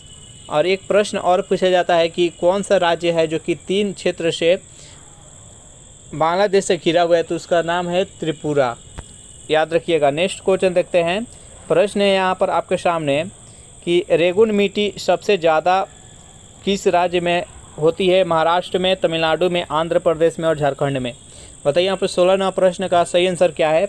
तो देखिए रेगुर जो मिट्टी होती है इसका कलर कैसा होता है? तो काला होता है, इसलिए इसे काली मिट्टी के नाम से भी जाना जाता है। और ये किस फसल के लिए, किस पौधा के लिए उपयुक्त मिट्टी रहती है? तो ये कपास उत्पादन के लिए ये जो मिट्टी होती है सबसे अधिक उपयुक्त होती है। याद रखिएगा। और ये सबसे अधिक किस राज्य में पाया जाता है? तो ये महाराष्ट्र में। तो इस प्रश्न का राइट आंसर है ऑप्शन नंबर ए। नेक्स्ट यहाँ पर 17वां प्रश्न है कि निम्नलिखित में से किस प्रकार के मृदा की जल धारण क्षमता सबसे कम होती है? चारों ऑप्शन देख लीजिए और बताइए यहाँ पर 17वां प्रश्न का सही आंसर क्या है? तो सबसे कम जल धारण क्षमता किसका कम होता है? तो बलुई दोमट का। जो भी कैंडिडेट यहाँ पर ऑप्शन नंबर ए बता रहे हैं बिल्कुल ही सही जवाब है। अगर इस प्रैक्टिस सेट का आपको PDF चाहिए तो उसके लिए टेलीग्राम ग्रुप बना दिए हैं, जिसका लिंक इसी वीडियो के नीचे डिस्क्रिप्शन में मिल जाएगा, वहाँ से ज्वाइन करके इसका PDF डाउनलोड कर सकते हैं। नेक्स्ट यहाँ पर 18वां प्रश्न है कि मृदा क्षरण को रोका जा सकता है सघन वर्षा से, वन नाशन से, वन रोपण से, अतिचारण से। बताइए यहाँ पर 18वां प्रश्न का सही आंसर क्या है? तो जो मृदा क्षरण होता है किसके द्वारा रोका जा सकता है? तो वन रोपण के द्वारा। जो भी कैंडिडेट यहाँ पर ऑप्शन नंबर सी बता रहे हैं बिल्कुल ही सही जवाब है। नेक्स्ट यहाँ पर 19वां प्रश्न है आपके सामने, बेहद इंपॉर्टेंट प्रश्न है कि भूमध्य सागरीय क्षेत्र में भारी वर्षा कब होती है? गर्मियों में, बसंत ऋतुओं में, शीत ऋतुओं में, इनमें से कोई नहीं। बताइए यहाँ पर 19वां प्रश्न का सही आंसर क्या है? तो भूमध्य सागरीय क्षेत्रों में भारी वर्षा कब होती है? तो शीत ऋतु में होती है। जो भी कैंडिडेट यहाँ पर ऑप्शन नंबर सी बता रहे हैं बिल्कुल ही सही जवाब है। 20वां प्रश्न है आपके सामने कि वायुमंडल की कौन सी परत दूरसंचार प्रणाली के लिए प्रयोग होती है? बताइए यहाँ पर 20वां प्रश्न का सही आंसर क्या है? तो जो भी कैंडिडेट यहाँ पर ऑप्शन नंबर डी बता रहे हैं आयन मंडल, बिल्कुल ही सही जवाब है। टोटल कितने मंडलों की संख्या है? तो 5 है। सबसे नीचा रहता है पृथ्वी के सबसे नज़दीक, तो उसे क्षोभ मंडल कहते हैं। सेकेंड में आता है संताप मंडल, उसके बाद मध्य मंडल के बाद आयन मंडल और उसके बाद बहिर्मंडल। ये 5 मंडल होता है। जो क्षोभ मंडल होता है जिसमें में वायुमंडलीय घटनाएं होते हैं, बादल होता है, वर्षा होता है, सभी के सभी क्षोभ मंडल में होता है। संताप मंडल में ओजोन परत होता है और जो सूर्य के द्वारा पराबैंगनी किरण आती है उसे अवशोषित कर लेता है, पृथ्वी पर नहीं आने देता है। जो ओजोन परत का ये काम है। ओजोन परत का अणुसूत्र क्या होता है, तो O3 होता है। ये 3 ऑक्सीजन के 3 अणु से मिलकर बना होता है O3। इसका अणुसूत्र हो जाएगा। जो ओजोन परत होता है उसका मोटाई किसके द्वारा मापा जाता है, तो डॉप्सन के द्वारा उसका मोटाई मापा जाता है। ओजोन परत का क्षरण किससे होता है, तो CFC से होता है। क्लोरोफ्लोरोकार्बन के द्वारा उसका नाश होता है, उसका क्षरण होता है। नेक्स्ट, जितने भी एरोप्लेन उड़ाया जाता है सभी के सभी संताप मंडल में ही उड़ाया जाता है। और यहाँ पर दिया गया है दूरसंचार प्रणाली, तो ये आयन मंडल में होता है। तो इसका right answer option number D. चलिए नेक्स्ट, यहाँ पर 21वां प्रश्न है कि महासागर में ऊंची जल तरंगे कैसी होती है। ऑप्शन नंबर ए भूकंप से होती है, सूर्य से होती है, तारों से होती है, चंद्रमा से होती है। बताइए यहाँ पर 21वां प्रश्न का राइट आंसर क्या है।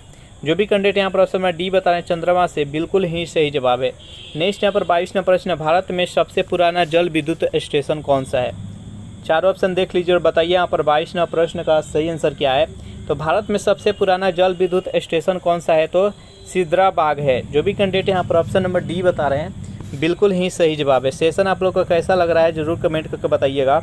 नेक्स्ट यहाँ पर 23वां प्रश्न है कि राज्यसभा के सभापति कौन होते हैं। राष्ट्रपति, उपराष्ट्रपति, प्रधानमंत्री और लोकसभा का अध्यक्ष। बताइए यहाँ पर 23वां प्रश्न का सही आंसर क्या है। राज्यसभा का सभापति कौन होते हैं।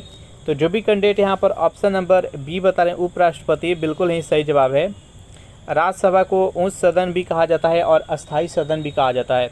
इसका वर्णन अनुच्छेद 80 में किया गया है। और राज्यसभा का सदस्य बनने के लिए न्यूनतम आयु कितनी होनी चाहिए, तो 30 वर्ष होना चाहिए। चलिए नेक्स्ट क्वेश्चन देखते हैं। यहाँ पर 24वां प्रश्न है कि प्रोटेम स्पीकर का कर्तव्य क्या है।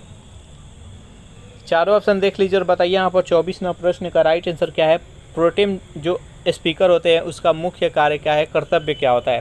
तो केवल सदस्यों का शपथ दिलाना। इसका राइट आंसर है ऑप्शन नंबर बी। नेक्स्ट यहाँ पर 25वां प्रश्न है कि भारत के संदर्भ में निम्न में से कौन सा धर्मनिरपेक्ष शब्द का सही भाव व्यक्त करता है। चारों ऑप्शन देख लीजिए और बताइए यहाँ पर कि 25वां प्रश्न का सही आंसर क्या है। जो धर्मनिरपेक्ष शब्द है इसका सही अर्थ क्या होता है। तो इसका सही अर्थ होता है भारत में राज्य का कोई धर्म नहीं है। इस प्रश्न का राइट आंसर है ऑप्शन नंबर डी। नेक्स्ट यहाँ पर 26वां प्रश्न है कि भाषाई आधार पर राज्यों का पुनर्गठन किस वर्ष किया गया था। 1947 में, बी है 1951 में, सी है 1956 और डी है 1966। बताइए यहाँ पर भाषाई के आधार पर राज्यों का पुनर्गठन किस वर्ष किया गया। तो जो भी कैंडिडेट यहाँ पर ऑप्शन नंबर सी बता रहे हैं 1956, बिल्कुल सही जवाब है।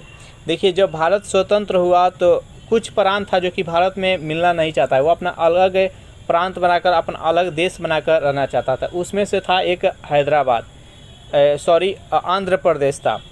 तो आंध्र प्रदेश जो था वो भाषा के आधार पर वो अपना अलग राज्य का मांग करने लगा कि हमको अलग राज्य चाहिए। तो भाषा के आधार पर पहला राज्य का गठन किस राज्य का हुआ, तो वो 1953 ईस्वी में आंध्र प्रदेश का हुआ। भाषा के आधार पर पहला गठित राज्य कौन सा है, तो आंध्र प्रदेश है। उसके बाद से ये बात फैलने लगा धीरे धीरे सभी राज्य, और जैसे कि पंजाबी वाला अलग कहा कि हमारा अलग राज्य चाहिए, गुजराती वाला अलग कहा, बिहारी वाला अपना अलग कहा, भोजपुरी जो भाषा वाले हैं, उसके बाद से तेलुगु वाले अलग करने लगे। इस प्रकार से अलग अलग भाषा वाले अलग अलग बोलने लगे कि मेरा अलग राज्य चाहिए, हमारा अलग राज्य चाहिए। तो फजल अली आयोग के माध्यम से राज्यों का पुनर्गठन हुआ और 1956 ईस्वी में 14 राज्यों का गठन हुआ। भाषा के आधार पर 14 राज्यों का गठन हुआ। तो इस प्रश्न का राइट आंसर है ऑप्शन नंबर सी। 27वां प्रश्न है कि राष्ट्रपति शासन अधिकतम लगाया जा सकता है 1 वर्ष के लिए, 2 वर्ष के लिए, 6 माह के लिए और 3 वर्ष के लिए। बताइए यहाँ पर 27वां प्रश्न का सही आंसर क्या है। तो देखिए राष्ट्रपति शासन है अधिकतम 3 वर्ष के लिए लगाया जा सकता है। और सर्वप्रथम किस राज्य में राष्ट्रपति शासन लगाया गया था, तो वह था पंजाब। याद रखिएगा पंजाब में सर्वप्रथम राष्ट्रपति शासन लगाया गया था। राष्ट्रपति शासन किस अनुच्छेद के तहत लगाया जाता है, तो अनुच्छेद 356। तो राष्ट्रीय आपात के लिए 352 और वित्तीय आपात के लिए 360। ये भी अनुच्छेद याद रखिएगा, अनुच्छेद भी पूछ लिया जाता है एग्जाम में। नेक्स्ट यहाँ पर 28वां प्रश्न है आपके सामने कि प्रिवेटिव डिटेंशन के अंतर्गत एक व्यक्ति को बिना मुकदमा चलाए बंदी बनाकर रखा जा सकता है 1 माह तक, 3 माह तक, 6 माह तक और 9 माह तक। बताइए यहाँ पर 28वां प्रश्न का सही आंसर क्या है। तो जो भी कैंडिडेट यहाँ पर ऑप्शन नंबर बी बता रहे हैं 3 माह तक, बिल्कुल ही सही जवाब है। नेक्स्ट यहाँ पर 29वां प्रश्न है कि भारत में हिंदू समृद्धि दर निम्न में से किससे संबंधित है। जन्म दर से, जनसंख्या से, प्रति व्यक्ति आय से और राष्ट्रीय आय से। बताइए यहाँ पर 29वां प्रश्न का सही आंसर क्या है।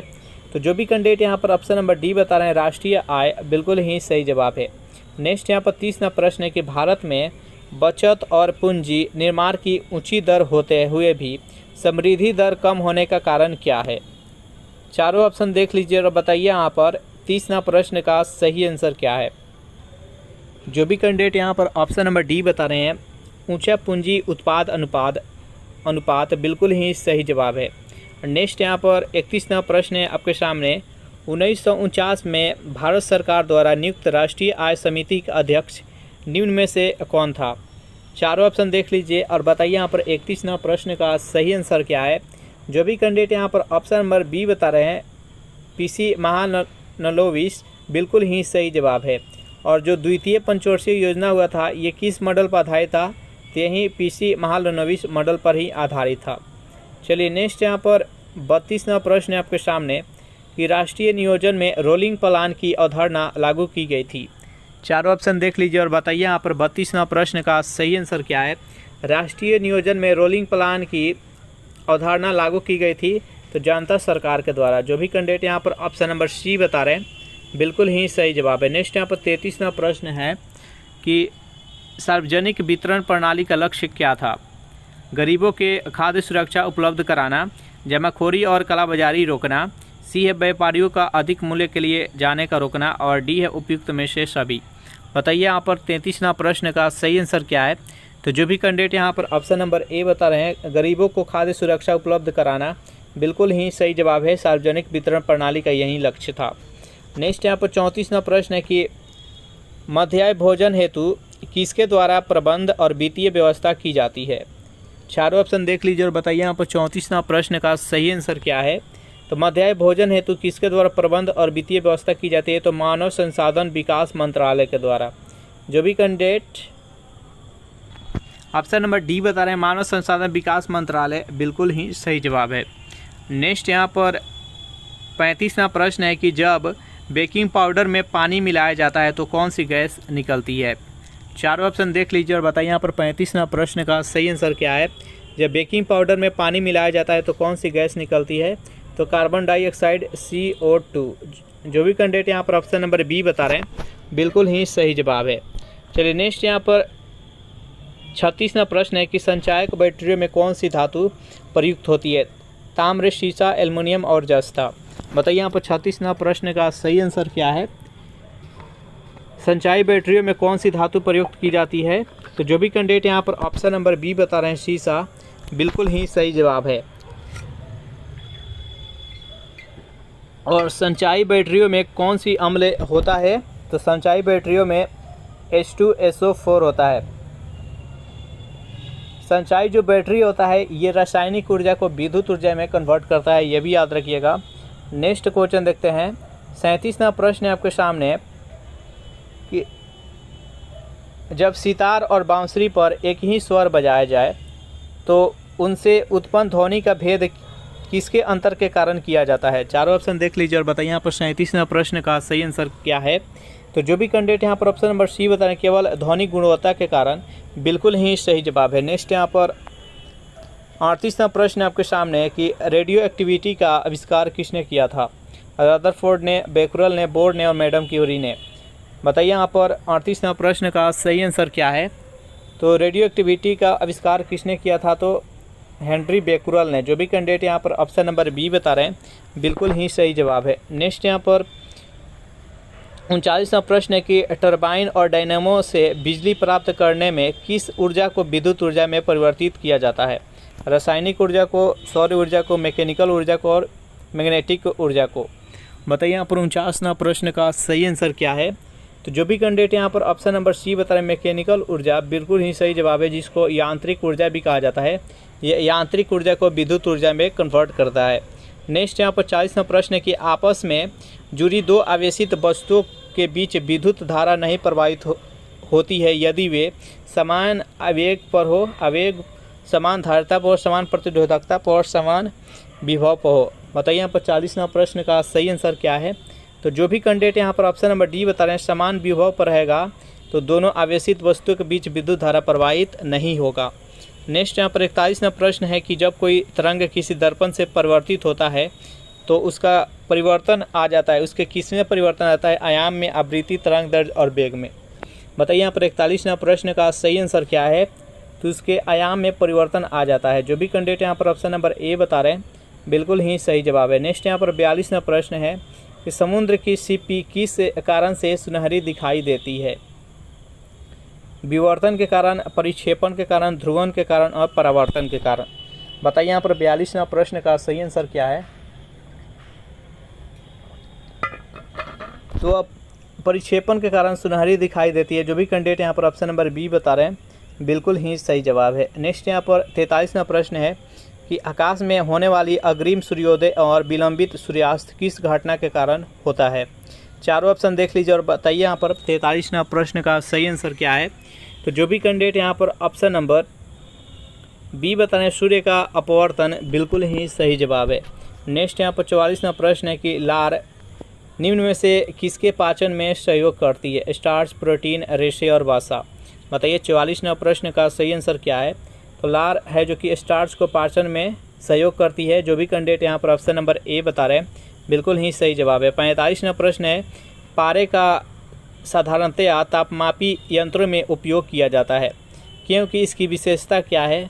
जो पारा है जिसको तापमापी के रूप में थर्मामीटर में प्रयोग करते हैं, इसका किस कारण से, किस गुण के कारण इसका उपयोग करते हैं।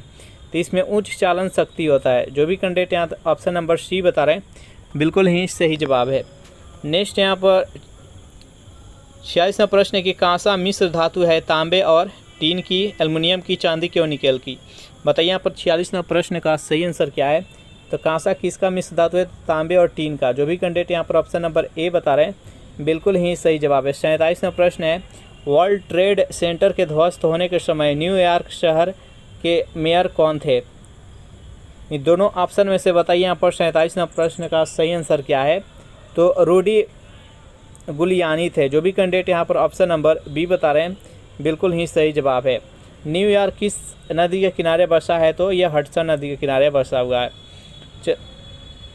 नेक्स्ट यहाँ पर 48वां प्रश्न है कि झांसी की रानी किसकी रचना है।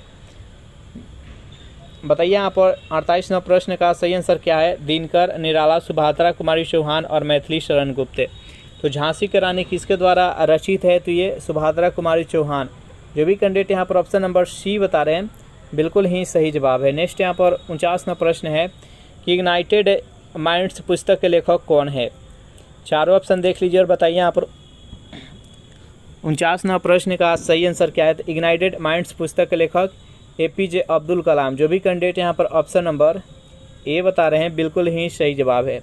नेक्स्ट यहाँ पर 50वां प्रश्न है कि जिंटोइज्म धर्म मुख्यतः किस देश के लोगों द्वारा माना जाता है। इंडोनेशिया, चीन, जापान और दक्षिण कोरिया। तो जो भी कैंडिडेट यहाँ इस प्रश्न का आंसर यहाँ पर सी बता रहे हैं जापान, बिल्कुल ही सही जवाब है। पहला प्रश्न है आपके सामने कि चित्रों में पतलून जैसी पोशाक पहने हुए दिखाया जाने वाला प्रथम भारतीय शासक कौन है। चंद्रगुप्त, बी है अशोक, सी है कनिष्क और डी है समुद्रगुप्त। बताइए यहाँ पर 1 प्रश्न का सही आंसर क्या है। तो 1 प्रश्न का जो भी कैंडिडेट ऑप्शन नंबर सी के साथ जा रहे हैं कनिष्क, बिल्कुल ही सही जवाब है। कनिष्क से रिलेटेड याद रखिएगा कनिष्क किस वंश के थे। तो ये कुषाण वंश के थे और कनिष्क के शासनकाल में ही चौथा बौद्ध संगति हुआ था जम्मू कश्मीर में, कुंडल वन, याद रखिएगा। चलिए नेक्स्ट क्वेश्चन देखते हैं। सेकेंड प्रश्न है आपके सामने कि वह दक्षिण भारतीय राज्य कौन था जो अपने नौसैनिक शक्ति हेतु प्रसिद्ध था। चालुक्य वंश, चोल वंश, होयसल और पांडव। बताइए यहाँ पर सेकेंड प्रश्न का सही आंसर क्या है। तो सेकेंड प्रश्न का जो भी कैंडिडेट ऑप्शन नंबर बी के साथ जा रहे हैं चोल वंश, बिल्कुल ही सही जवाब है। 3 प्रश्न है आपके सामने बेहद ही इंपॉर्टेंट प्रश्न है कि कौन सा प्राचीन भारतीय साम्राज्य उसकी राजधानी के साथ गलत जोड़े के रूप में अंकित है। मौर्य वंश पाटलिपुत्र सही है। मौर्य वंश की राजधानी कहाँ पर था? तो पाटलिपुत्र। पांडव मदुरई सही है। पल्लव बेलौर और काकतीय वारंगल। बताइए यहाँ पर तीनों प्रश्न का सही आंसर क्या है? तो यहाँ पर जो ऑप्शन नंबर सी है पल्लव वंश बेलौर, बिल्कुल ही ये गलत है। पल्लव वंश का राजधानी कहाँ पर था? तो कांचीपुरम तमिलनाडु में था। तो इस प्रश्न का राइट आंसर है ऑप्शन नंबर सी। नेक्स्ट यहाँ पर 4 नंबर प्रश्न है कि स्वाधीनता आंदोलन के दौरान महात्मा गांधी के करीबी अंग्रेज मित्र कौन थे? चारों ऑप्शन देख लीजिए, जल्दी से बताइए यहाँ पर 4 नंबर प्रश्न का सही आंसर क्या है? तो 4 नंबर प्रश्न का जो भी कैंडिडेट ऑप्शन नंबर सी के साथ जा रहे हैं रेवरेंड चार्ली एंड्रयूज, बिल्कुल ही सही जवाब है। 5 नंबर प्रश्न है आपके सामने कि शक्ति के विरुद्ध अधिकार की इस लड़ाई में मैं विश्व की सहानुभूति चाहता हूँ, यह कथन किस से संबद्ध है? यानी किस आंदोलन से यह संबंधित है आपको बताना है। 4 ऑप्शन है असहयोग आंदोलन, गांधी जी के दांडी मार्च से, व्यक्तिगत सत्याग्रह से और भारत छोड़ो आंदोलन से। बताइए यहाँ पर 5 नंबर प्रश्न का सही आंसर क्या है? तो जो भी कैंडिडेट यहाँ पर ऑप्शन नंबर बी के साथ जा रहे हैं गांधी जी के दांडी मार्च, बिल्कुल ही सही जवाब है। गांधी जी के द्वारा दांडी मार्च कब किया गया था? तो 1930 ईस्वी में, और इसी मार्च के साथ ही सविनय अवज्ञा आंदोलन स्टार्ट हुआ था। असहयोग आंदोलन 1920 में स्टार्ट हुआ था और इसका नेतृत्व महात्मा गांधी जी किए थे, और चौरी चौरा कांड के उपरांत 1922 में इसको स्थगित कर दिया गया था। व्यक्तिगत आंदोलन का प्रमुख नेता जो थे वह विनोबा भावे थे, जो कि 1940-41 में ये आंदोलन हुआ था। और इसमें शामिल कौन कौन थे? तो विनोबा भावे, पंडित जवाहरलाल नेहरू। डी है भारत छोड़ो आंदोलन, जो कि महात्मा गांधी इसका नेतृत्व किए थे, और इस आंदोलन में ही डू एंड डाई यानी करो या मरो के नारा दिए थे, और ये 1942 ईस्वी में ये आंदोलन शुरू हुआ था। नेक्स्ट यहाँ पर 6 नंबर प्रश्न है आपके सामने कि ट्रेड यूनियन आंदोलन की क्रांतिकारी चरण का समय क्या था? 4 ऑप्शन देख लीजिए, जल्दी से बताइए यहाँ पर 6 नंबर प्रश्न का सही आंसर क्या है? तो ट्रेड यूनियन आंदोलन के क्रांतिकारी चरण का समय क्या था? तो 6 नंबर प्रश्न का जो भी कैंडिडेट ऑप्शन नंबर बी के साथ जा रहे हैं 1926 से 1939, बिल्कुल ही सही जवाब है। नेक्स्ट यहाँ पर 7 नंबर प्रश्न है आपके सामने कि निम्न में से किस वायसराय के काल में भारतीयों को राय बहादुर और खान बहादुर उपाधियों प्रदान करना प्रारंभ हुआ था? लॉर्ड रिपन के समय में, लॉर्ड लीटन के समय में, लॉर्ड मियो के समय में और लॉर्ड डफरिन के समय में। बताइए यहाँ पर 7 नंबर प्रश्न का सही आंसर क्या है? जल्दी से कमेंट कीजिए। तो 7 नंबर प्रश्न का जो भी कैंडिडेट ऑप्शन नंबर बी के साथ जा रहे हैं लॉर्ड लीटन, बिल्कुल ही सही जवाब है। यहाँ से कुछ महत्वपूर्ण प्रश्न याद रखिएगा। एक प्रश्न पूछा जाता है कि भारत का पहला जनगणना किसके शासनकाल में हुआ था? उस टाइम कौन वायसराय थे? तो लॉर्ड मियो के समय में प्रथम जनगणना हुआ था 1872 ईस्वी में। और अगर पूछा जाए कि रेगुलर जनगणना कब से शुरू हुआ, तो रेगुलर जनगणना 1881 ईस्वी से शुरू हो गया, और उस टाइम भारत के वायसराय कौन थे? तो लॉर्ड रिपन थे। और एक पूछा जाता है डफरिन से संबंधित, जो कि भारतीय राष्ट्रीय कांग्रेस का स्थापना जो 1885 ईस्वी में हुआ, उस टाइम भारत के वायसराय कौन था? तो डफरिन थे, याद रखिएगा। नेक्स्ट यहाँ पर 8 नंबर प्रश्न है आपके सामने। कांग्रेसी नेताओं द्वारा मॉन्टेस्क्यू जेम्सफोर्ड रिपोर्ट की निंदा करने पर कई नरमपंथी नेताओं ने पार्टी को छोड़कर निम्न में से किस पार्टी का गठन किया था? 4 ऑप्शन देख लीजिए, जल्दी से बताइए यहाँ पर 8 नंबर प्रश्न का सही आंसर क्या है? तो जो भी कैंडिडेट यहाँ पर ऑप्शन नंबर डी के साथ जा रहे हैं इंडियन लिबरल फेडरेशन, बिल्कुल ही सही जवाब है। नेक्स्ट यहाँ पर 9 नंबर प्रश्न है कि लंदन में संपन्न हुए गोलमेज सम्मेलन में भारतीय ईसाइयों का प्रतिनिधित्व किसने किया था? बेहद इंपॉर्टेंट प्रश्न है। ऑप्शन नंबर ए है राव बहादुर श्रीनिवास, ऑप्शन नंबर इसका बी है अकबर हैदरी, सी है एपी पेट्रो और डी है केटी पाल। बताइए यहाँ पर इस प्रश्न का सही आंसर क्या है? तो जो भी कैंडिडेट यहाँ पर 9 प्रश्न का डी बता रहे हैं केटी पाल, बिल्कुल ही सही जवाब है। टोटल 3 गोलमेज सम्मेलन हुआ था 1930 में, 1931 में और 1932 में, जो कि तीनों गोलमेज सम्मेलन में डॉक्टर भीमराव अम्बेडकर ने पार्टिसिपेट किए थे, और केवल द्वितीय गोलमेज सम्मेलन में महात्मा गांधी जी भाग लिए थे। नेक्स्ट यहाँ पर 10 प्रश्न है कि तथाकथित ब्लैक होल घटना का एक तरफा विवरण हमें किससे प्राप्त होता है? 4 ऑप्शन देख लीजिए, जल्दी से बताइए यहाँ पर 10 प्रश्न का सही आंसर क्या है? तो जो भी कैंडिडेट ऑप्शन नंबर सी के साथ जा रहे हैं हार्वेल, बिल्कुल ही सही जवाब है। नेक्स्ट यहाँ पर 11 प्रश्न है आपके सामने, बेहद इंपॉर्टेंट प्रश्न है कि बाल विवाह को निरुत्साहित करने वाला अधिनियम 1891 में मुख्यतः किसके अनुरोध पर पारित हुआ था? चारों ऑप्शन देख लीजिए और जल्दी से बताइए यहाँ पर 11वां प्रश्न का सही आंसर क्या है। तो बाल विवाह निरुत्साहित करने वाला अधिनियम 1891 में यह किसके अनुरोध पर पारित हुआ था। तो जो भी कैंडिडेट यहाँ पर ऑप्शन नंबर सी के साथ जा रहे हैं, केशव चंद्र सेन और बेहराम जी मालाबारी, बिल्कुल ही सही जवाब है ऑप्शन नंबर इसका सी। चलिए नेक्स्ट यहाँ पर 12वां प्रश्न आपके सामने कि तिलक ने कब घोषणा की, यानी बाल गंगाधर तिलक, कि स्वराज मेरा जन्मसिद्ध अधिकार है और मैं इसे लेकर रहूँगा। बताइए यहाँ पर 12वां प्रश्न का सही आंसर क्या है। तो 12वां प्रश्न का जो भी कैंडिडेट ऑप्शन नंबर डी के साथ जा रहे हैं, यानी 1916 ईस्वी, बिल्कुल ही सही जवाब है। चलिए नेक्स्ट यहाँ पर 13वां प्रश्न कि गांधी जी दक्षिण अफ्रीका में कितने वर्ष रहे थे। बेहद इंपॉर्टेंट प्रश्न है, ये बार बार पूछ लिया जाता है कि महात्मा गांधी दक्षिण अफ्रीका कितने वर्ष रहे थे। 20 वर्ष, 21 वर्ष, 16 वर्ष और 15 वर्ष। बताइए यहाँ पर 13वां प्रश्न का सही आंसर क्या है। तो जो भी कैंडिडेट यहाँ पर बी के साथ जा रहे हैं 21 वर्ष, बिल्कुल ही सही जवाब है। महात्मा गांधी 1893 ईस्वी में साउथ अफ्रीका गए थे और वहाँ से 1915 ईस्वी में रिटर्न हुए थे। तो इस प्रश्न का राइट आंसर है ऑप्शन नंबर बी। नेक्स्ट यहाँ पर 14वां प्रश्न कि किस समकालीन चित्रकार ने महात्मा गांधी पर चित्रों की एक श्रृंखला बनाई थी। ऑप्शन नंबर ए है अमृता शेरगिल, बी है राम किंकर, सी है M.F. हुसैन और डी है अतुल डोलिया। बताइए इस प्रश्न का सही आंसर क्या है। तो 14वां प्रश्न का जो भी कैंडिडेट ऑप्शन नंबर डी के साथ जा रहे हैं, अतुल डोलिया, बिल्कुल ही सही जवाब है। सेशन आप लोग को अच्छा लग रहा है तो वीडियो को लाइक कर दीजिए, अपने दोस्तों के पास शेयर कर दीजिए, और जो भी कैंडिडेट अभी तक इस चैनल को सब्सक्राइब नहीं किए होंगे तो चैनल को भी सब्सक्राइब कर लीजिएगा। चलिए नेक्स्ट यहाँ पर 15वां प्रश्न है कि पूर्ण स्वतंत्रता के लिए कांग्रेस का प्रस्ताव किसके समय में पारित किया गया था। जल्दी से बताइए यहाँ पर 15वां प्रश्न का सही आंसर क्या है। पूर्ण स्वतंत्रता के लिए कांग्रेस का प्रस्ताव किसके समय में पारित किया गया था। तो 15वां प्रश्न का जो भी कैंडिडेट ऑप्शन नंबर सी के साथ जा रहे हैं, लॉर्ड इरविन, बिल्कुल ही सही जवाब है। नेक्स्ट यहाँ पर 16वां प्रश्न है कि 1855 में संथालों ने किस अंग्रेज कमांडर को हराया था। चारों ऑप्शन देख लीजिए और बताइए यहाँ पर 16वां प्रश्न का सही आंसर क्या है। तो जो भी कैंडिडेट यहाँ पर ऑप्शन नंबर सी के साथ जा रहे हैं, मेजर बारो, बिल्कुल ही सही जवाब है। नेक्स्ट यहाँ पर 17वां प्रश्न है कि उलगुलान के रूप में ज्ञात जनजातीय विद्रोह किसने संगठित किया था। चारों ऑप्शन देख लीजिए और बताइए इस प्रश्न का सही आंसर क्या है। उलगुलान के रूप में ज्ञात जनजातीय विद्रोह को किसने संगठित किया था।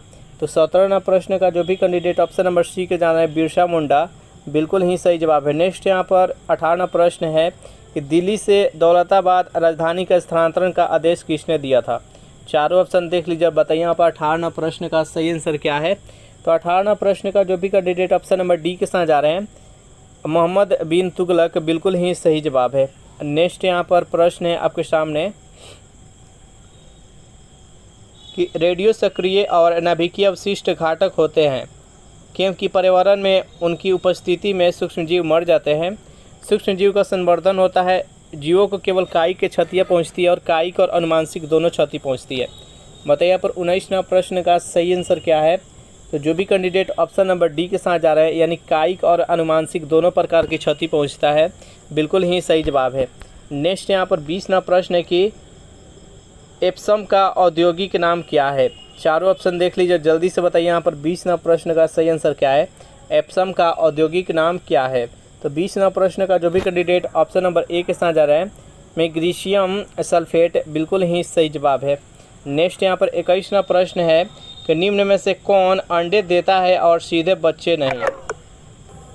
ऑप्शन नंबर ए है एकिंडना, कंगारू, शाही और ब्लू व्हेल। बताइए यहाँ पर 21वां प्रश्न का सही आंसर क्या है। तो जो भी कैंडिडेट ऑप्शन नंबर ए के साथ जा रहे हैं, एकिंडना, बिल्कुल ही सही जवाब है। कंगारू, शाही और ब्लू व्हेल, व्हेल मछली जो है ये बच्चा की जन्म देती है और ये यहाँ पर अंडा देता है, उसके बाद वहाँ से बच्चा होता है। नेक्स्ट यहाँ पर 22वां प्रश्न कि जैव विकास के संदर्भ में सांपों में अंगों का लोप होने को स्पष्ट किया जाता है। बताइए यहाँ पर 22वां प्रश्न का सही आंसर क्या है। अंगों का उपयोग तथा अनुपयोग किए जाने से बिलों में रहने की प्रति अनुकूल से, प्राकृतिक चयन से और उपार्जित लक्षणों की वंशागति से। बताइए यहाँ पर 22वां प्रश्न का सही आंसर क्या है। तो जो भी कैंडिडेट यहाँ पर ऑप्शन नंबर ए के साथ जा रहे हैं, अंगों का उपयोग तथा अनुपयोग किए जाने से, नेक्स्ट यहाँ पर 23वां प्रश्न है कि मानव शरीर में सबसे मजबूत मांसपेशियाँ कहाँ होती है? जबड़े में, जांघ में, गर्दन में और हाथों में। बताइए यहाँ पर 23वां प्रश्न का सही आंसर क्या है? तो मानव शरीर में सबसे मजबूत मांसपेशियाँ कहाँ पर होती है? तो 23वां प्रश्न का जो भी कैंडिडेट ऑप्शन नंबर ए के साथ जा रहे हैं जबड़े में, बिल्कुल ही सही जवाब है। नेक्स्ट क्वेश्चन है आपके सामने कि आर्कियोपेरिक्स किस वर्ग के प्राणियों के बीच की योजक के कड़ी है? उभयचर तथा पक्षी, सरीसृप तथा पक्षी, सरीसृप तथा स्तनधारी, पक्षी तथा स्तनधारी। बताइए यहाँ पर 24वां प्रश्न का सही आंसर क्या है? तो 24वां प्रश्न का जो भी कैंडिडेट ऑप्शन नंबर बी के साथ जा रहे हैं सरीसृप तथा पक्षी, बिल्कुल ही सही जवाब है। नेक्स्ट यहाँ पर 25वां प्रश्न है कि हर क्रिया के बराबर विपरीत प्रतिक्रिया यह किस नियम से जाना जाता है? बताइए यहाँ पर 25वां प्रश्न का सही आंसर क्या है? तो ये न्यूटन का तृतीय नियम है, तो इसका राइट आंसर हो जाएगा ऑप्शन नंबर सी।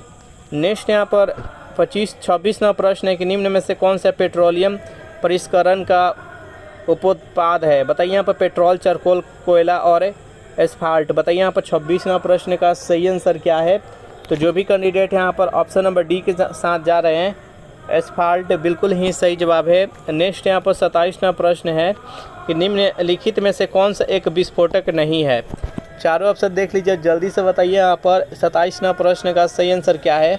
निम्नलिखित में से कौन सा एक विस्फोटक नहीं है? नाइट्रोक्लोरोफॉर्म, TNG, TNT और पोटेशियम क्लोरेट। तो 27वां प्रश्न का जो भी कैंडिडेट ऑप्शन नंबर ए के साथ जा रहे हैं नाइट्रोक्लोरोफॉर्म, बिल्कुल ही सही जवाब है। 28वां प्रश्न है कि मोनोजाइट किसका अयस्क है? चारों ऑप्शन देख लीजिए, जल्दी से बताइए यहाँ पर 28वां प्रश्न का सही आंसर क्या है? मोनोजाइट किसका अयस्क है? तो 28वां प्रश्न का जो भी कैंडिडेट ऑप्शन नंबर बी के साथ जा रहे हैं यानी थोरियम का, बिल्कुल ही सही जवाब है। नेक्स्ट क्वेश्चन है आपके सामने, ऑक्सीजन के बाद सबसे अधिक उपलब्ध कौन सा मूल तत्व है? सिलिकॉन, कार्बन, सोडियम और क्लोरीन। बताइए यहाँ पर 29वां प्रश्न का सही आंसर क्या है? ऑक्सीजन के बाद सबसे अधिक उपलब्ध कौन सा मूल तत्व है? तो यहाँ पर 29वां प्रश्न का जो भी कैंडिडेट ऑप्शन नंबर ए के साथ जा रहे हैं सिलिकॉन, बिल्कुल ही सही जवाब है। नेक्स्ट क्वेश्चन है आपके सामने कि जलीय फर्न जिसे जैव उर्वरक के रूप में प्रयुक्त किया जाता है वह है? चारों ऑप्शन देख लीजिए, जल्दी से बताइए यहाँ पर 30वां प्रश्न का सही आंसर क्या है? जलीय फर्न जिसे जैव उर्वरक के रूप में प्रयुक्त किया जाता है वह है? तो 30वां प्रश्न का जो भी कैंडिडेट ऑप्शन नंबर बी के साथ जा रहे हैं एजोला, बिल्कुल ही सही जवाब है। नेक्स्ट यहाँ पर 31वां प्रश्न है आपके सामने कि लाल रंग की तरंग दैर्ध्य से अधिक तरंग दैर्ध्य प्रकाश को क्या कहते हैं? पराबैंगनी और रक्त दृश्य प्रकाश और डी है उपयुक्त में से कोई नहीं।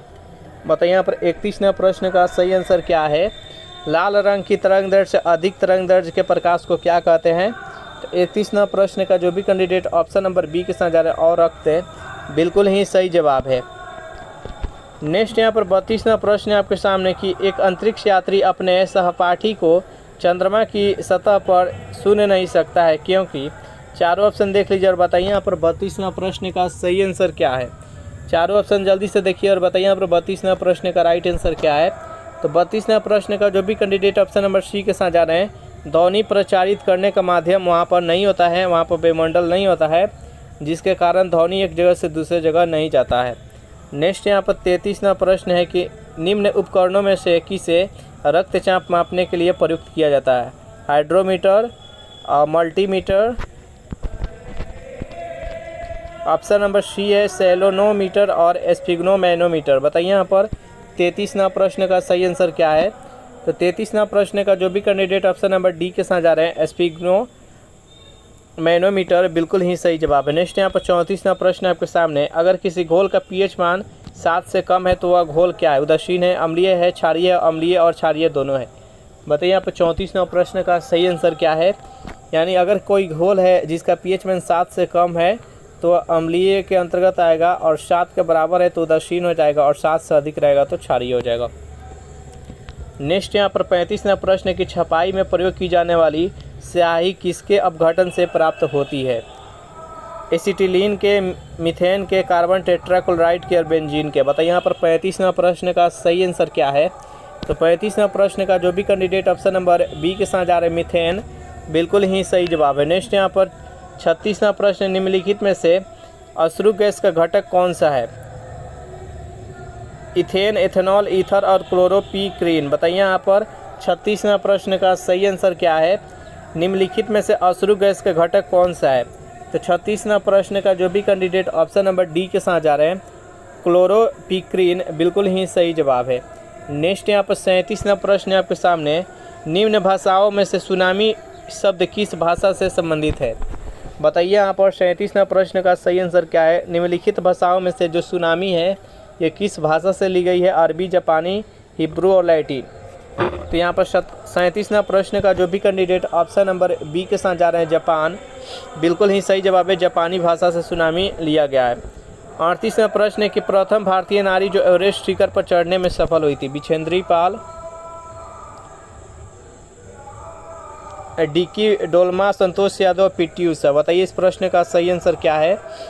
38वां प्रश्न का जो भी कैंडिडेट ऑप्शन नंबर ए के साथ जा रहे हैं, प्रथम भारतीय नारी जो बिछेंद्री पाल थी, जो कि माउंट एवरेस्ट पर चढ़ी थी। नेक्स्ट यहाँ पर 39वां प्रश्न है कि भारत का 40% सड़क परिवहन होता है राष्ट्रीय राजमार्ग से, राजकीय मार्ग से, जिला मार्ग से और ग्रामीण सड़कों से। बताइए यहाँ पर 39वां प्रश्न का सही आंसर क्या है? तो भारत का जो 40% सड़क परिवहन होता है वो राष्ट्रीय राजमार्ग से होता है। जो भी कैंडिडेट यहाँ पर ऑप्शन नंबर ए के साथ जा रहे हैं, बिल्कुल ही सही जवाब है।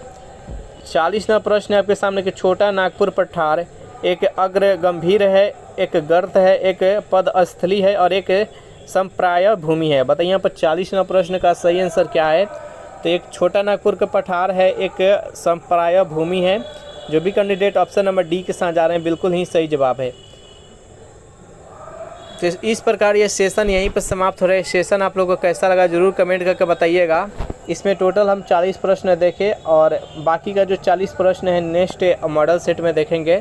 तो वीडियो आप लोग को अच्छा लगा हो तो वीडियो को लाइक कर दीजिए, अपने दोस्तों के पास शेयर कर दीजिए और जो भी कैंडिडेट अभी तक इस चैनल को सब्सक्राइब नहीं किए होंगे तो चैनल को भी सब्सक्राइब कर लीजिएगा। और इस सेट का अगर आपको PDF चाहिए तो उसके लिए टेलीग्राम ग्रुप बना दिया, जिसका लिंक इसी वीडियो के नीचे डिस्क्रिप्शन में मिल जाएगा। वहाँ से ज्वाइन करके इसका PDF डाउनलोड आप कर सकते हैं। Thanks for watching this video. मिलते हैं नेक्स्ट वीडियो में।